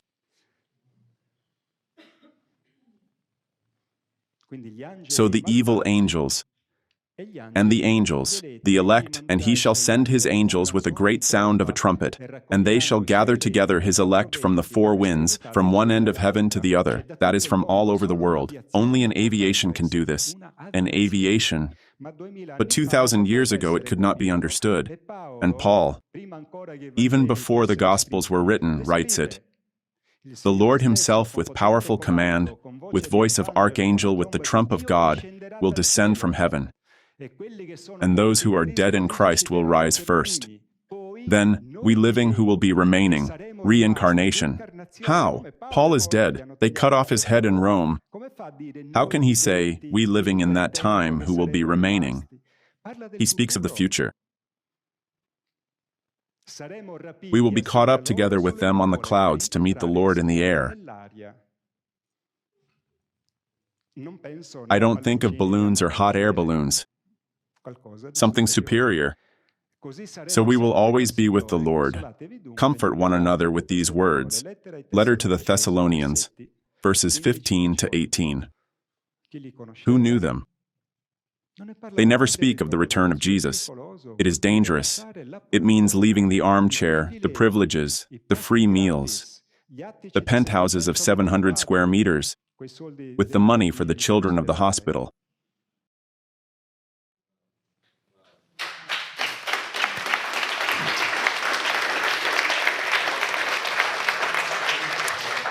Ho quasi finito. I have almost finished. This is a message from my spiritual father. 1982. Mysterious clouds will appear in the sky that day, when the darkness of perdition will shroud the world and humanity. Strange luminous clouds will appear in the sky. Then salvation will also arrive for all those who have made themselves available to receive the message from heaven to earth, operating and realizing the eternal values of the universal law of cosmic brotherhood. Humanity, humanitarian action. One is human if one lives in a solidary manner, otherwise we are beasts of the jungle. To be human means living in a solidary, not competitive way. And this message has become flesh and blood in the experience of a person that I have known for over 30 years, who is Giorgio Bongiovanni, who receives at Fatima the stigmata. The 2nd of September, 1989. This is his current condition. And he receives from Our Lady, in the same place of the apparitions where the 3 so-called secrets were given, a mission that now is almost come to an end, which is to divulge the 3rd secret of Fatima diplomatic version, to reveal that the extraterrestrial visit is messianic. That is one of the signs that indicates that we are in the time of the second coming of Christ, because they are his angels. And finally, to unmask the Antichrist, reiterating the announcement that we are in the time of the return of Christ. Our Lady tells him, you will have to, in the year 2000, become an anti-mafia journalist, because the mafia is one of the most ferocious arms of the Antichrist, who is incarnated. He is a man more or less my age, and owns all the financial Western banks and almost all the Eastern ones. He is the most powerful man in the world. Pope Francis knows him. In 2010, he said it. The devil is not a myth, but is a real being. He is the prince of this world. So the fake democracy is actually a ferocious empire of Satan that governs our lives with money. Thank you.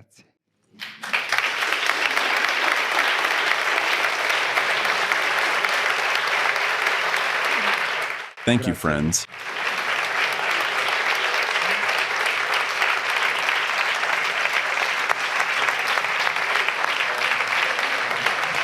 If there are questions, well, there is a bonus. There is a video that I made. It is an analysis made in the 20th anniversary of the stigmata. Since maybe some of you have never seen this sacred sign, and Giorgio's stigmata are among the most photographed and filmed in history. It is an inspective analysis. It is an inspective analysis made by an Italian head physician. I filmed it because Giorgio, in the condition of semi-naked as he must put himself, asked me, being a professional of the world of filming, asked me to film it, and we made it for the Mexican TV that has always followed since the beginning, this extraordinary experience.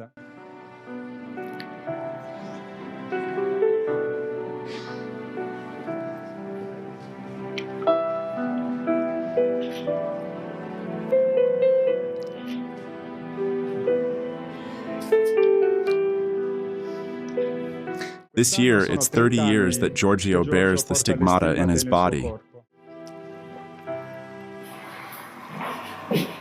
These are evidently wounds that we can't call sores, because sores have a tendency to heal. Nor ulcers, because that would require a pathological basis, and ulcers are those that don't have a tendency to heal. The blood doesn't have any aroma or unpleasant odor. That denotes signs of infection besides. They are wounds and show an absolute cleanliness on the part of the blood that has recently come out. They don't show signs of pus, infection, or signs of swelling, that is, all the classic signs of inflammation that accompanies an infectious state. Something that makes these wounds particularly strange, if we want to say so. Strange because it's a wound that has lasted for 20 years, that bleeds in this manner every day, and that provides germs with an important culture medium, like the blood.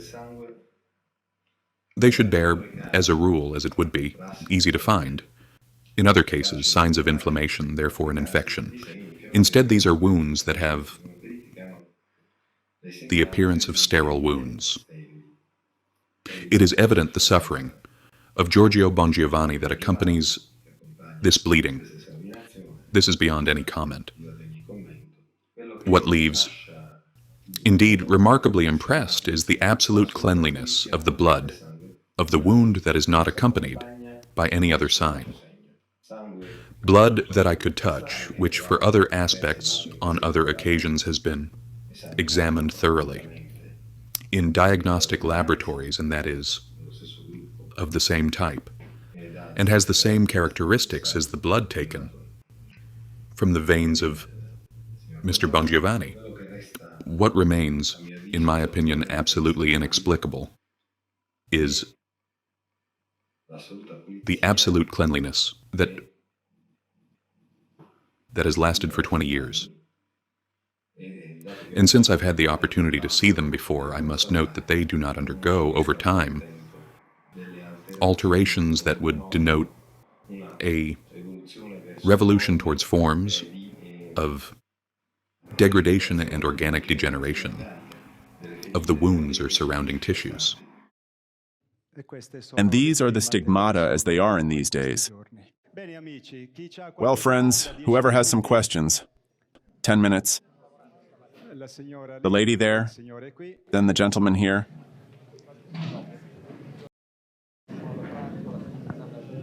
Thank you. Yes? Yes. I would have at least a couple of questions. Well, few. No, because I gather them. Yes, silence, friends, please. So one is, since we are on the topic that concerns Giorgio Bongiovanni, Yes. here, since my husband and I, for some months, have been following your conferences, since before you told me to address you informally. Certainly. Here, we have, among the various videos on YouTube, seen when Giorgio Bongiovanni presented himself to the program Il Bivio with Enrico Ruggieri. Yes, yes. I was also there in the studio. I was present. Oh, yes, indeed, I seem to remember.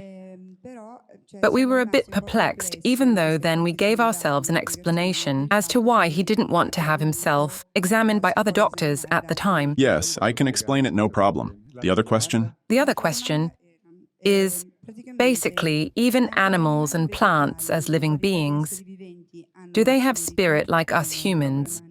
So, Just one more thing. So, the extraterrestrials who are among us, do they also have human appearance?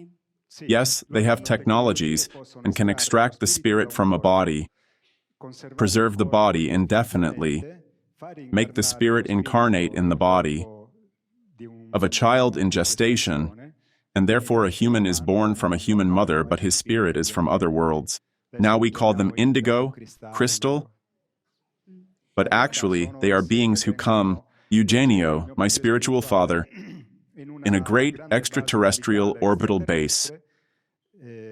One day they take him on a visit, and he sees very large crystal cases on the walls, and inside there were these bodies.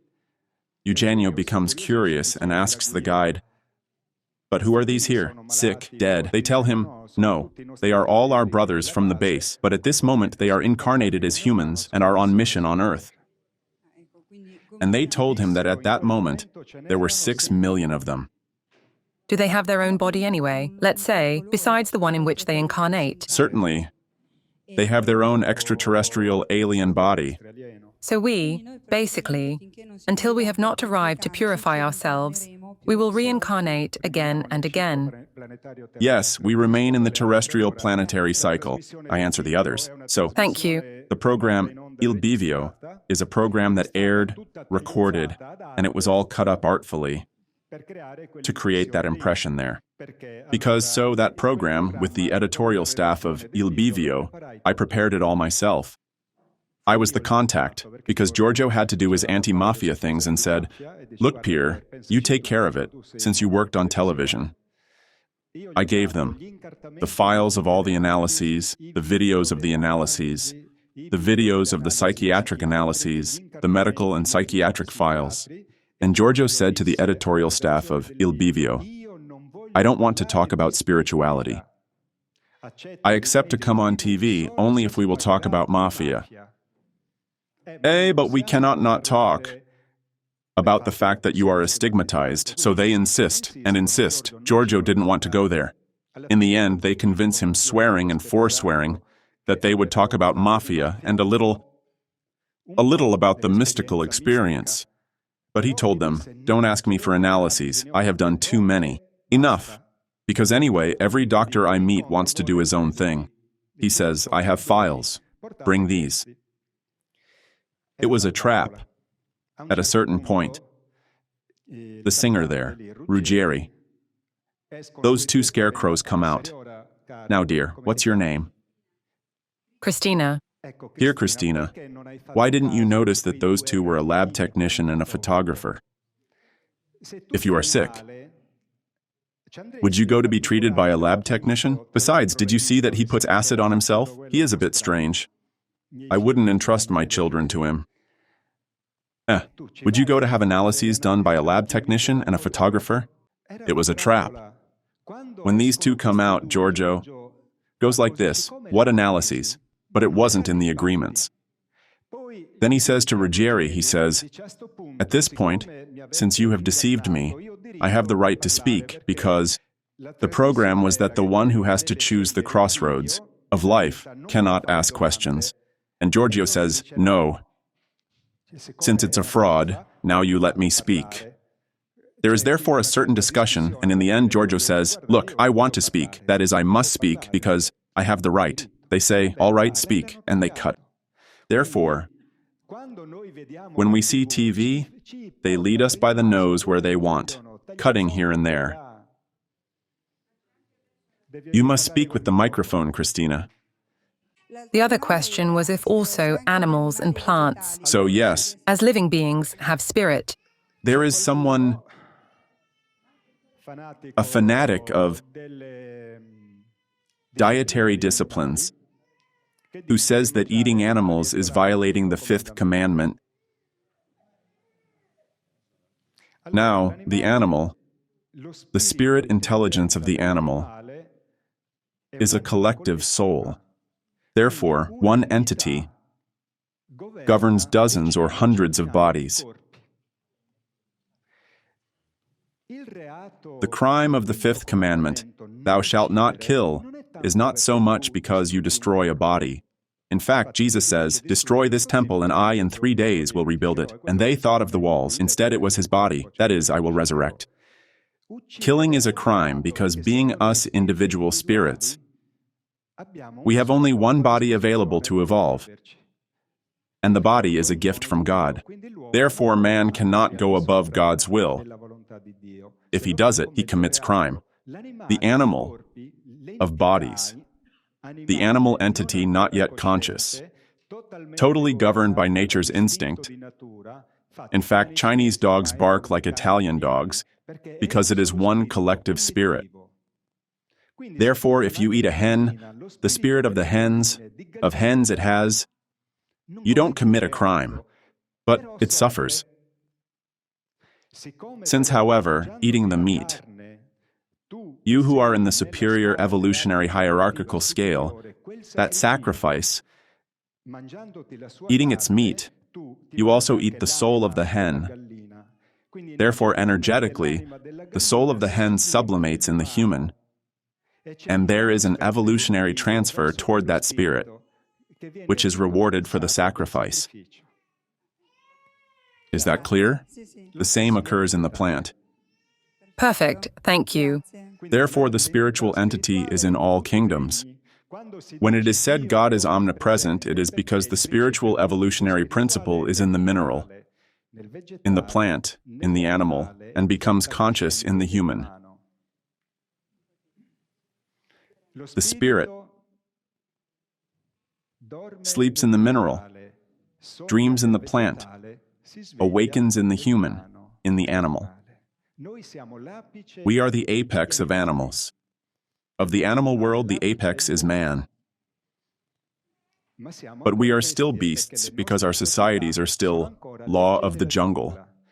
The fourth dimension is the dimension of humanities, which are those who visit us. Why in the age of Aquarius is there the man who pours the pitcher? Who pours the water from the pitcher? Because water is the symbol of knowledge, and the human is the cosmic man, who pours the water of knowledge on the earth in the age of Aquarius, which is the age of contact and the return of Christ. Thank you very much, also for everything you do for us. Thank you. It is a real pleasure. I love my brothers, who you are. Only a great love can push one to sacrifice his life like this. They tell me that I do it for money. It is also true. Christina, it is also true. But someone should explain to me why a bank employee has the right to salary and I must...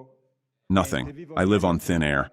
The problem is not money, it is the use you make of it. I worked on TV, I am a professional. Therefore, I know the value of image, of a beautiful audio that is listened to with ease. I need money to buy equipment. They are professional cameras, not the little €100 cameras or the cell phone. So, my money? I need a lot of money, very much. I would like to turn this planet inside out and make it a beautiful holiday village for all of us, and finally enjoy it. Finally, this earth, instead of spitting blood, slaves of criminals who make pieces of paper, who rape children, who kill peoples, who pollute the earth, who invest thousands of billions in weapons. I don't want this world, I want a different world, and so I take matters into my own hands. It is our responsibility. But why the powerful? But why don't the extraterrestrials land? And you, why do you keep your ass on the chair? Get busy.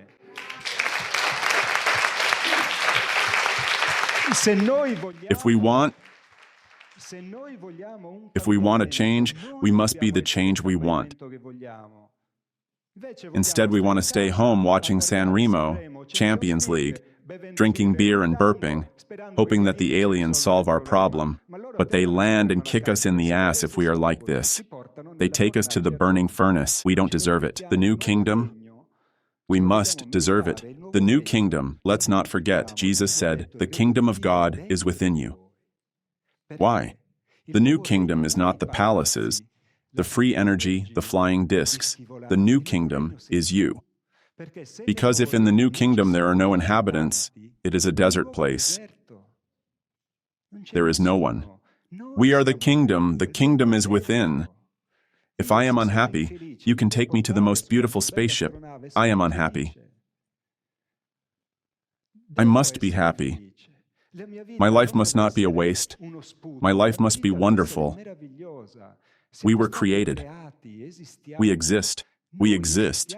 We are children of the greatest love that exists. Therefore, our life must be the reflection of this magnificence, not the filth that I see around me.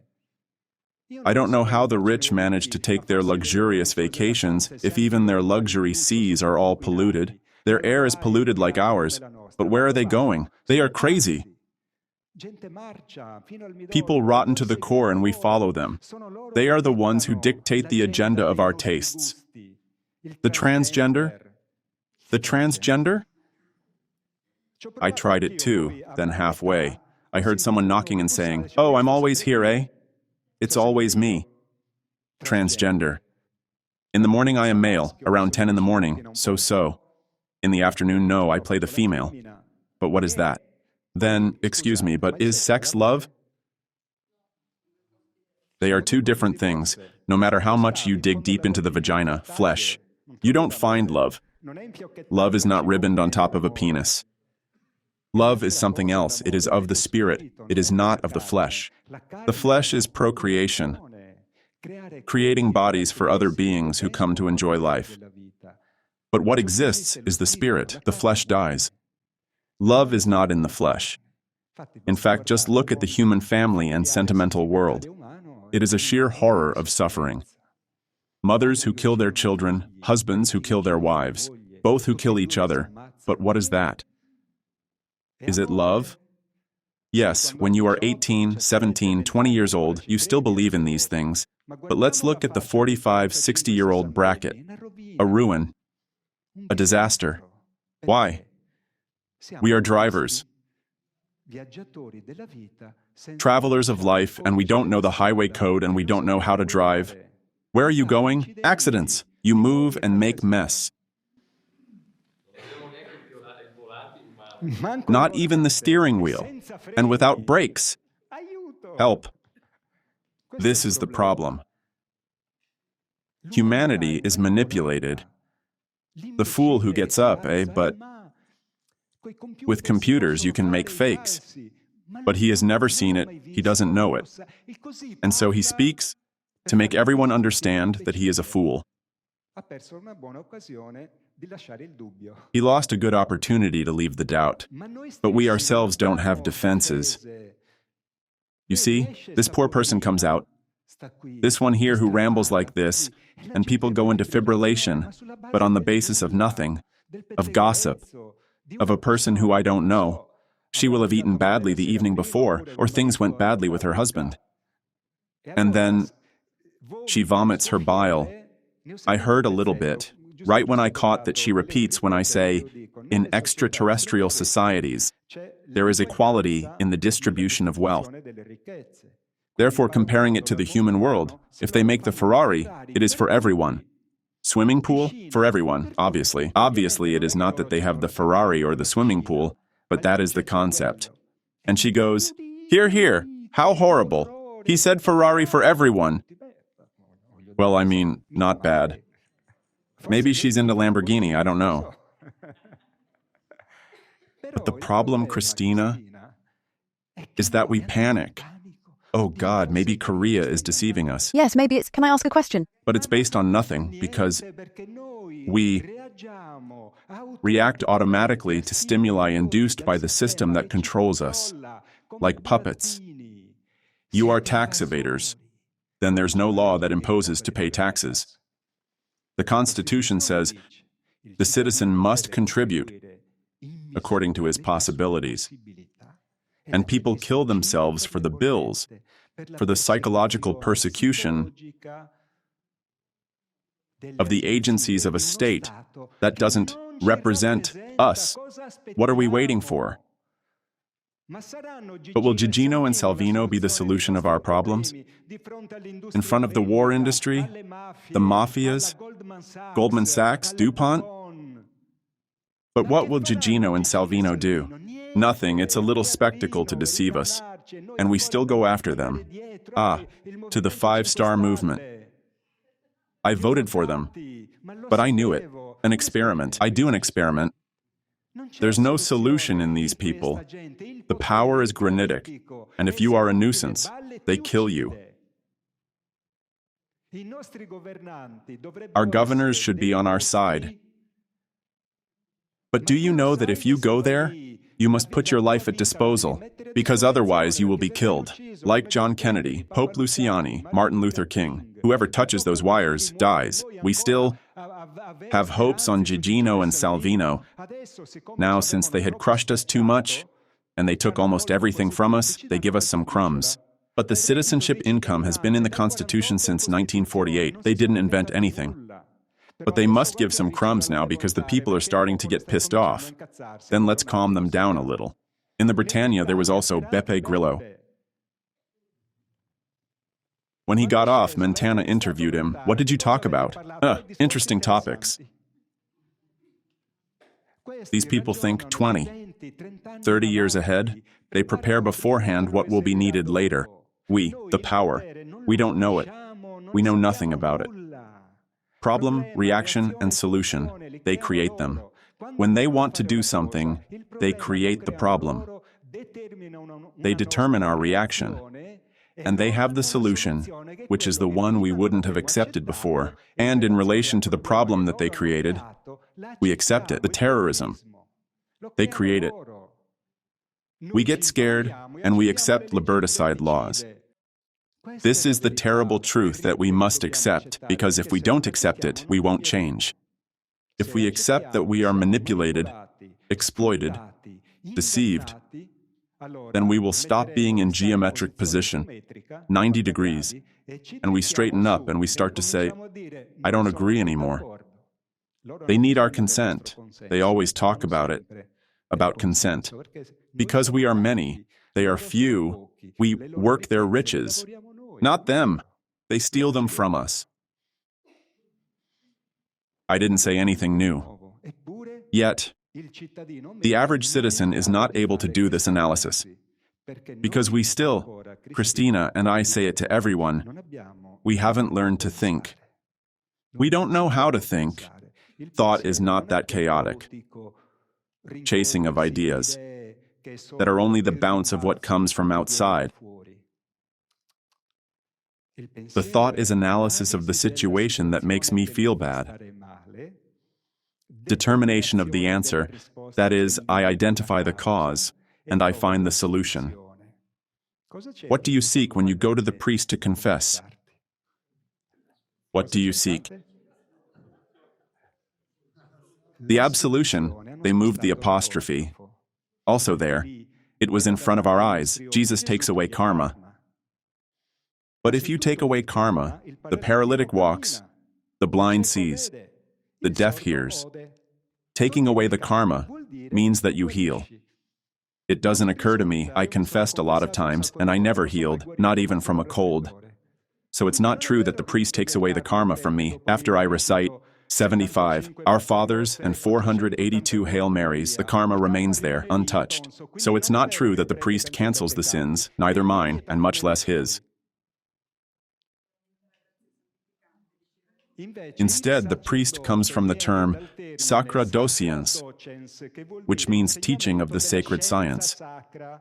So the priest is the wise man who must give you the solution to your problem through an analysis, a deduction and a determination, analysis of data and causes, deduction of the answer, determination of an action. This is thinking. We don't think. We have the religious creeds and we all die. But it was obvious that the religious creeds are pulling the wool over our eyes, based on true facts because Christ is true, Buddha is true, Krishna is true. But they all come from the celestial university. They don't make war among themselves. But we don't know how to think. We have all things induced. bad information that made us handicapped, unable to react to the aggressions of a ferocious ruling class that is stealing our future, especially that of young people. Sure, even two. Microphone, darling. How come the Pope doesn't have the courage to address the extraterrestrial topic? But Jesus Christ is not an extraterrestrial. He is the Son of God. Is he an entity? Yes, he says, I am not of this world. You are of this world. What's your name, dear? Mariangela. So Mariangela says, why doesn't the Pope have the courage to say that Jesus is an extraterrestrial? The problem, Mariangela, springs, again, from the fact that we don't know the power environment. So Pope Francis, who is a pope that I admire, and who for me is a pope truly sent by the Holy Spirit, is surrounded by serpents. It's not by chance that he sleeps in Santa Marta rather than in the Vatican, because in the Vatican, there's a brand of coffee. That doesn't go well. But putting hand to that world is a problem.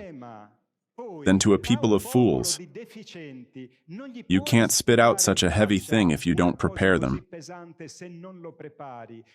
Because then the fact that Jesus is not of this world implies considerations much more complex than those you think. Because when Jesus says, I am not of this world, Jesus, in the gospel, makes integrated speeches. Instead, they got us used to a reading of the gospel in little phrases extrapolated and disconnected. There's another problem. The apostles hadn't understood anything, because Jesus was with them 3 years. They were shepherds, fishermen, so they didn't have the intellectual capabilities, not even when they were invested by the Holy Spirit. So the gospel is simply a transcription of the oral tradition, of the tales. So, Jesus faces some arguments in the gospel, some themes, karma, but it's all fragmented. So the gospel must be dismantled and recomposed by argument, so that it's complete. So, in the gospel, the world is not so much another planet, it's the worldliness. Living in a material way, so you are of the world, means you live according to the worldliness. Then it's also true that he as spirit is not of the world, but he was born on earth, so he was human. Is that clear? He was born from Mary and from Joseph. Then, well, Joseph had little to do with it because it's Christ who builds the body in which he had to enter. Because Jesus is the Son of Man, Christ is the Son of God. Christ enters into Jesus at 30 years when the Baptist baptizes him. The solar logos, at 30 years they were two, but it's a theology. Too complex for the average culture. I hold courses where I explain these things, but they are complicated, and it takes time to explain them well. So Jesus was not an extraterrestrial. Jesus was a Son of Man. He was human. But the solar logos that enters into him comes from the Son. Excuse me, have you ever wondered why the Blessed Sacrament in which the priest has the host, that big one that he breaks in 4, is a son? The host is the Son. The Elohim, the beings of light, live in the Son. The Son is inhabited, and it's the most fabulous discovery of any planetary civilization when it discovers that its creators are there, and that God, in our dimension, is a big sphere of fire in the sky that gives us life. The image and likeness of God is not in the form, also because, also there it's obvious. But what is God? Chinese, Swedish, Aboriginal, Watusi, Pygmy. What is God? So whom should this God resemble? Us, because we are rotten in the head, and God is white, possibly with blonde hair and blue eyes. But it's nonsense. Instead, in the tripartite nature, the Trinity is sacred. The tripartite nature because also God has a body, which is the Son. God has a body, a soul, and a spirit, and he made us in his image and likeness, body, soul, and spirit. Same thing with Adam and Eve. Adam and Eve are the progenitors of humanity. They made the original sin. Now at Mass, you can't ask questions. Question, excuse me? Don, Pinco Palo. But make me understand. Adam, what was he? Chinese? Swedish? African? This Adam was made of 4 stripes? White, yellow, black, and red? It's an allegory. Do you know what Adam, Eve, the serpent, and the apple are? Adam is the spirit. Eve is the soul. The serpent is the devil. The tempter, the apple, is the matter. The soul gets impressed by the material enjoyment and corrupts the spirit. Adam. This is the true meaning. Nobody thinks about it, but on Earth there are so many varieties of races that this Adam is a symbol. But you need the keys because it's an ancient science. Reading it pedantically is for idiots. There's the fashion, or the feeling, that some presumed translators who read in ancient languages can explain everything to us, right? We have some names both from the past and from the present. So I always say, but excuse me, but do you have your brain in mush? Now I go to the first scientific bookstore that I see here. I bring you all a nice manual on quantum physics written in perfect Italian, and I make you read it. Do you understand anything? Nothing, not a thing, but it's written in Italian. So it's not because one reads in original then understands. We are stupid. The theological science of 2,000 years ago is complicated. You need the reading keys that these people don't have. And they shoot nonsense. Nonsense. God who eats children, but what are we talking about? But must Christ be supreme? Adonai, therefore, Ye are gods, and shall do greater works than I. Complicated. For now some deficient gods, but we improve. The man, who is the Spirit? I'm answering you. The answer is, if Christ is the incarnation, Jesus is the incarnation of the Supreme Being. But Jesus told us, ye are gods, and shall do greater works than I. So we too are supreme. What's going on here? If we accept for scientific hypothesis that we are the spirit intelligence that gives life to the body, so we can't die.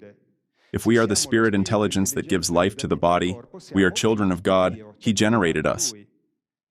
So if God is eternal and you are His Son, if He is Father, you today are Son, but then you grow and you will be Father too. So you are equal to Him, you too are God, I am God, we are all God. I understand, Adonai, that you had explained in another... Adonai is the light being, He is the King. He is the governor of this solar system. But He is not the Supreme Being. The Supreme Being is the Holy Spirit, the uncreated Creator. The Supreme Being has always been and always will be, who is not a temporal being at all, because time is a creation. Actually, eternity is not so much time. Eternity is time zero, is absence of time, is the eternal present. So the Holy Spirit at a certain point decided to mirror Himself in the creature, but all of us, we are Him. Simply, when He creates the spiritual entity, it's perfectly blissful but totally unaware. Since the spirit can't be cut, burned, roasted, shot, nothing, what did the Holy Spirit invent? He puts it in lumps of matter and subjects it to solicitations. At the beginning, in the mineral, then for instinctive experimental saturation, it makes a quantum leap in the vegetable.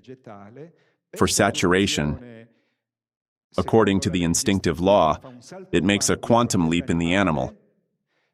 For instinctive saturation at the end, it makes a quantum leap in the human and says, "Oh, I am idiot." Then it improves. So, Adonai is like me, like you, much more ancient, who evolved in other places. He arrived at the seventh dimension and becomes a systemic dictator. That is, he creates his own solar system with the planets, and from his solar palace, he directs the evolution of his children.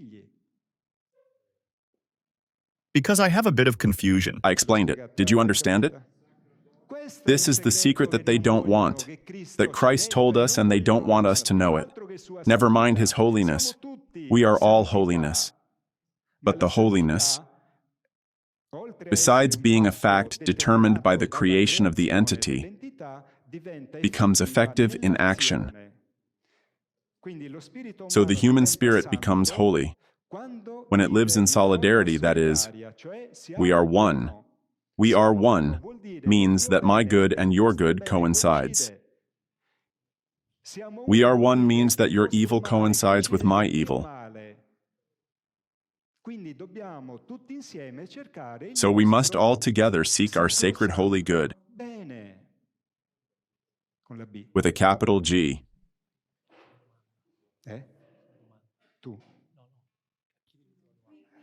Let's ask the final question, friends, because it's getting late. Yes. Thank you. You're welcome. Thank you, Pier Giorgio. My name is Daniele. I talk too much, I know. Bear with me. Daniele. Yes, thank you. Regarding the rapture of the church. Yes. Let's say the final act.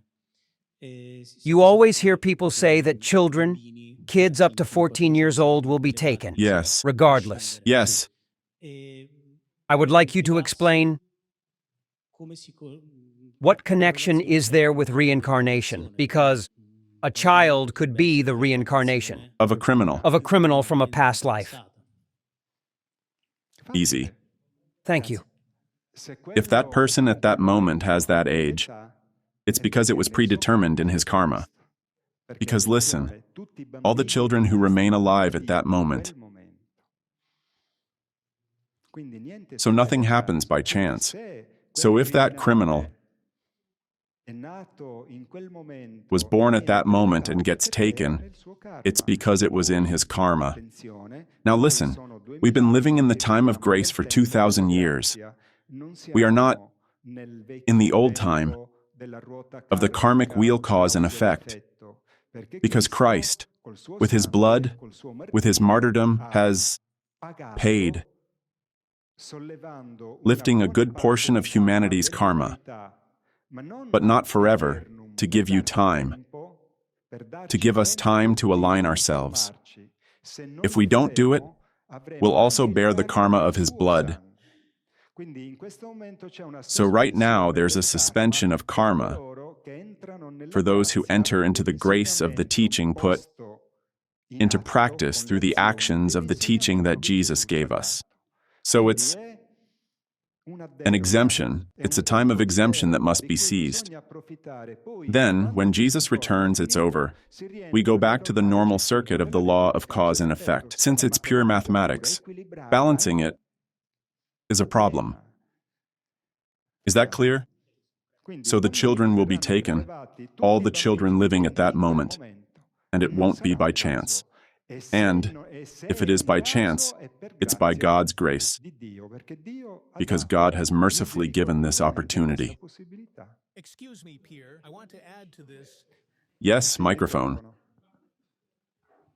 About this karma thing, but how does one understand? Meanwhile, let's stay calm. How does one understand if he's actually within this grace? I mean, he has no more pain? All is well? No. I mean, how does he understand? Well, the time of grace is the opposite, and Christ explains it in the Gospel. You will be persecuted, you will be brought before tribunals, possibly killed. The time of grace isn't for the body to feel good. The time of grace is for the spirit, which is you. So, Have you seen Bon Giovanni? These wounds are extremely painful. They're not anesthetized. On top of that, he's also diabetic. So those wounds should have caused his hands, feet, and side to go gangrenous, because he's diabetic. In fact, when he sometimes cuts himself, it takes weeks and sometimes months for the wound to heal. I always see him covered in band-aids, because he's diabetic. These wounds open within 2 hours and close by themselves, without any kind of medication. So the time of grace isn't about feeling good. That's Satan. The time of grace is the time of commitment, sacrifice, giving oneself to others, of changing one's life, renouncing things, using one's time, one's money, one's health for your own good, but for everyone. Let's suppose a nuclear explosion were to come. But you keep talking to me about matter. Salvation is spiritual. So if nuclear war comes and burns my body, I'm happy I'll have a completely new body. But is it true that nuclear energy? Use the microphone. No, use the microphone. That nuclear energy is the only thing that can destroy the soul? This is in the booklets. It's not true. Now, you must consider that in extraterrestrial messages, there's always the human interface. And sometimes certain teachings aren't understood, or sometimes they don't give them because it's not the right time. Nuclear energy destroys the soul because it's the worst choice humanity has made. So it destroys the soul in the sense that the returning karma from that choice, even if you didn't simply protest, destroys your soul because you'll be condemned. This is the meaning that should, not because the explosion damages your soul. The soul isn't damaged by nuclear explosion. It can't harm it. But the choice of nuclear has cursed the humanity of this world, which suffers the pains of hell because there are millions and millions of people sick from radiation, and then they call it leukemia. They call it cancer. They call it ALS. They call it 1,000 names. But what's the cause? So, it destroys man's soul. We suffer terribly and don't realize it because we're blind, deaf, unable to read the facts of our time, which we don't even know. What news program has ever told us that over 2,000 nuclear bombs have been detonated? All that radioactivity is in the planet. We eat it, we breathe it, we drink it. It's in the air, water, and earth. It doesn't go away.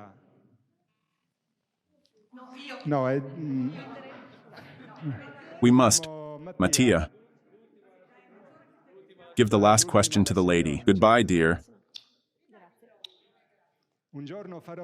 One day I'll hold a month-long conference. Just questions. Only questions. Test. Who is it? You. It's me, Gloria. Gloria, glory to God in the highest heaven and peace on earth to the men of good will. If only. We praise you. We bless you. We adore you. I wrote you an email a few years ago. I was so amazed that you replied. I reply to everyone. But look, I said, wow, how wonderful. No, my mission is what the extraterrestrials asked of me. Dedicate yourself to your brothers. And I said, yes, sir. Leave television. All right. A clarification, because I was a catechist, and a question, 2 questions. So Jesus is born from Mary and the Holy Spirit. When Gabriel, Christ to be exact, Christ. Jesus, the little baby, the one Mary gives birth to, comes from her and the Holy Spirit. Yes, my dear. But the Holy Spirit, the Spirit is holy. The Holy Spirit is a person who is part of the Trinity, Father, Son, and Holy Spirit. No, my dear. I'll finish. Yes. Because, no, this is what they teach us. And when the priest gives you absolution to me, because I go to confession, it's the Holy Spirit that acts, period. It's not the priest. But the question? That's not true. If you... Now I accept that in extraordinary cases it can happen. But when you receive forgiveness of sins, those who have an illness should be healed. Otherwise, it hasn't been forgiven. It's not the same thing, but there are priests who have healing gifts. Sure, Padre Pio. Some have the gift of healing, but most don't. So we must distinguish. They could study a bit more and do... They could practice a bit more. So what's the question? The question is, so these extraterrestrials will arrive at the end of the Parousia, at the end of the world. Well, now. Now when? I mean, will I see it or won't I see it? I'm 60, about your age. Now. Well, no man knoweth the day and the hour. No, not the angels of heaven, but my Father only. This is what Scripture says. So Christ indicated the time to us. Our Lady in the major apparitions indicated the time to us. The extraterrestrials indicated the time to us, this one. But they didn't tell us the day and hour. But the time is this period. I have ideas that come from my responses, but I don't have certainty. Because the seers of Medjugorje say they will see it, so it will be before their death. Presumably, yes. So, before mine. Presumably, yes. What I know, Gloria, is that Jesus has come to earth already for several years. He must manifest because the Father still hasn't granted him the power. So if he presents himself alone, he'll meet the same fate as 2,000 years ago. So, he's waiting for the Father, Adonai, to tell him, my son, now. But he's on planet Earth, and various people, including Giorgio, have met him physically. He's here. He has returned. And then another thing concerning a person I know, quickly.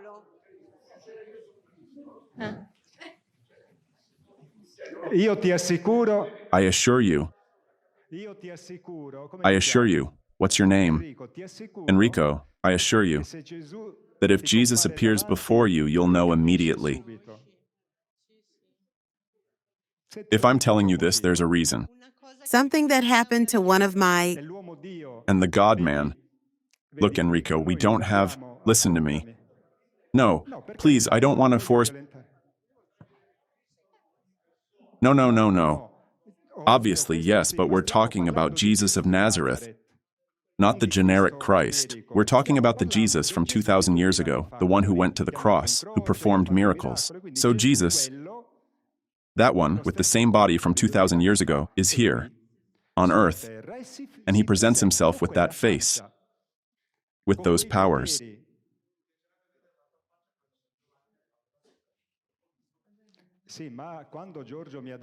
Yes, but when Giorgio told me, I saw Christ, Enrico, look, well, I've been in this world for over 30 years. So if you take an episode out of context that I only tell a small part of, I've seen many things, Enrico, many more than you can imagine. So, within a cognitive process, there's a preparation that introduces you to certain realms, where you then experience things. It's not a belief that Bon Giovanni comes and tells me something, and I say, oh, how wonderful. There must be.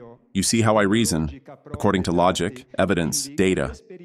So the experience, for me to accept and publicize it, I must have real facts that demonstrate its nature to me. Is that clear? But I don't want to convince you. I give answers, then, please. Everyone is free to continue thinking, as they want. The only benefit I have, is that we'll all experience it. The whole world.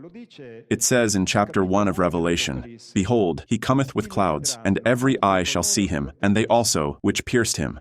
So Christ's return is a worldwide event with technologies that we can't even imagine right now, compared to which even those of the NSA, CIA, KGB are little toys for stupid children. The power that towers over us, we have no idea. These races make spaceships 400 kilometers in diameter. What are we talking about? There's no battle with them. There won't be a battle. To conquer the world, they just need to land. These civilizations have teleportation. Teleportation is a terrifying weapon. It means I take the missile from your silo and throw it at your head, and you can't do anything about it. Teleportation means I project you into a gorge or inside a volcano's mouth. With teleportation alone, you've destroyed all the world's armies. You teleport them into the middle of the Pacific Ocean, and you've drowned them all. Aircraft carriers, planes, everything goes in, gone. With extraterrestrials, there's no battle. Then evolution naturally involves awakening our powers. Their mental faculties would allow them to enter everyone's head and make us commit suicide. They land, and there's no one left. Go throw yourselves in the sea, and you'll see. If you're the only one they decide to keep as a witness, you'll see people just walk off to throw themselves in the sea. But they'll never do it. Because evil is a relative value. It's for children, the less evolved. Children stick their finger in electrical outlets, put their hand on the stove, eat poop, offer it to mommy. Isn't that true? Children do this. Because for them, poop is the first thing they can offer. It's a gift. But as an adult, my love, look, today I made some poop for you. We don't do that anymore because we've matured.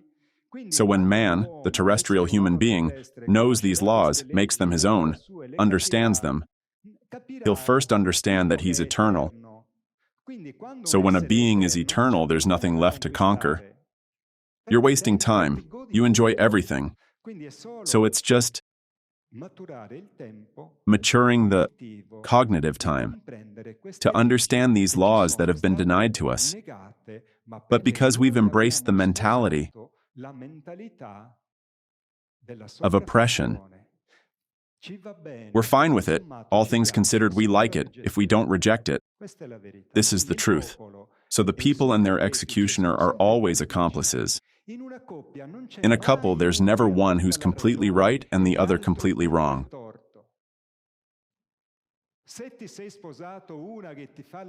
If you married someone who cheats on you, you chose her.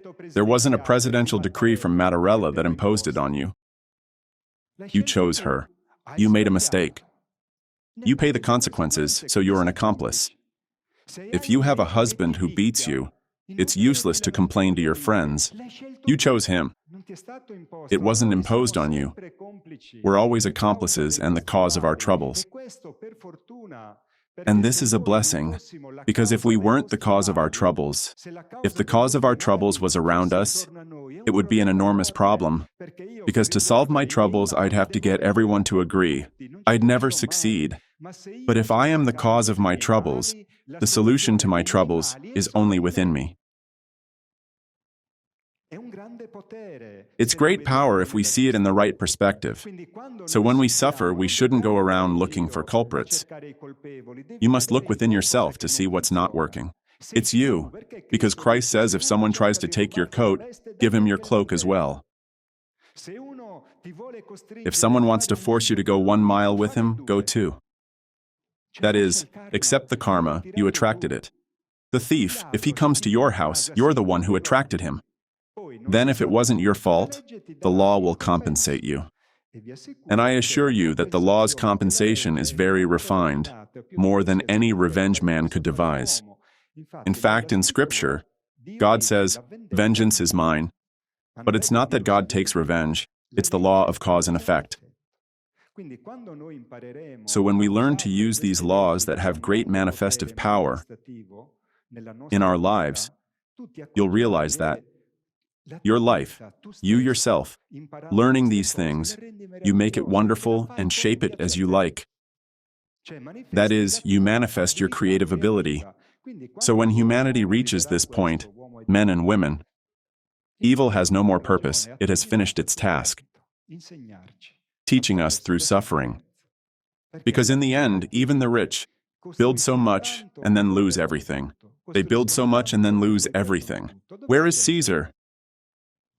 Where is Helen of Troy with all her jewels? Where is she? Dust.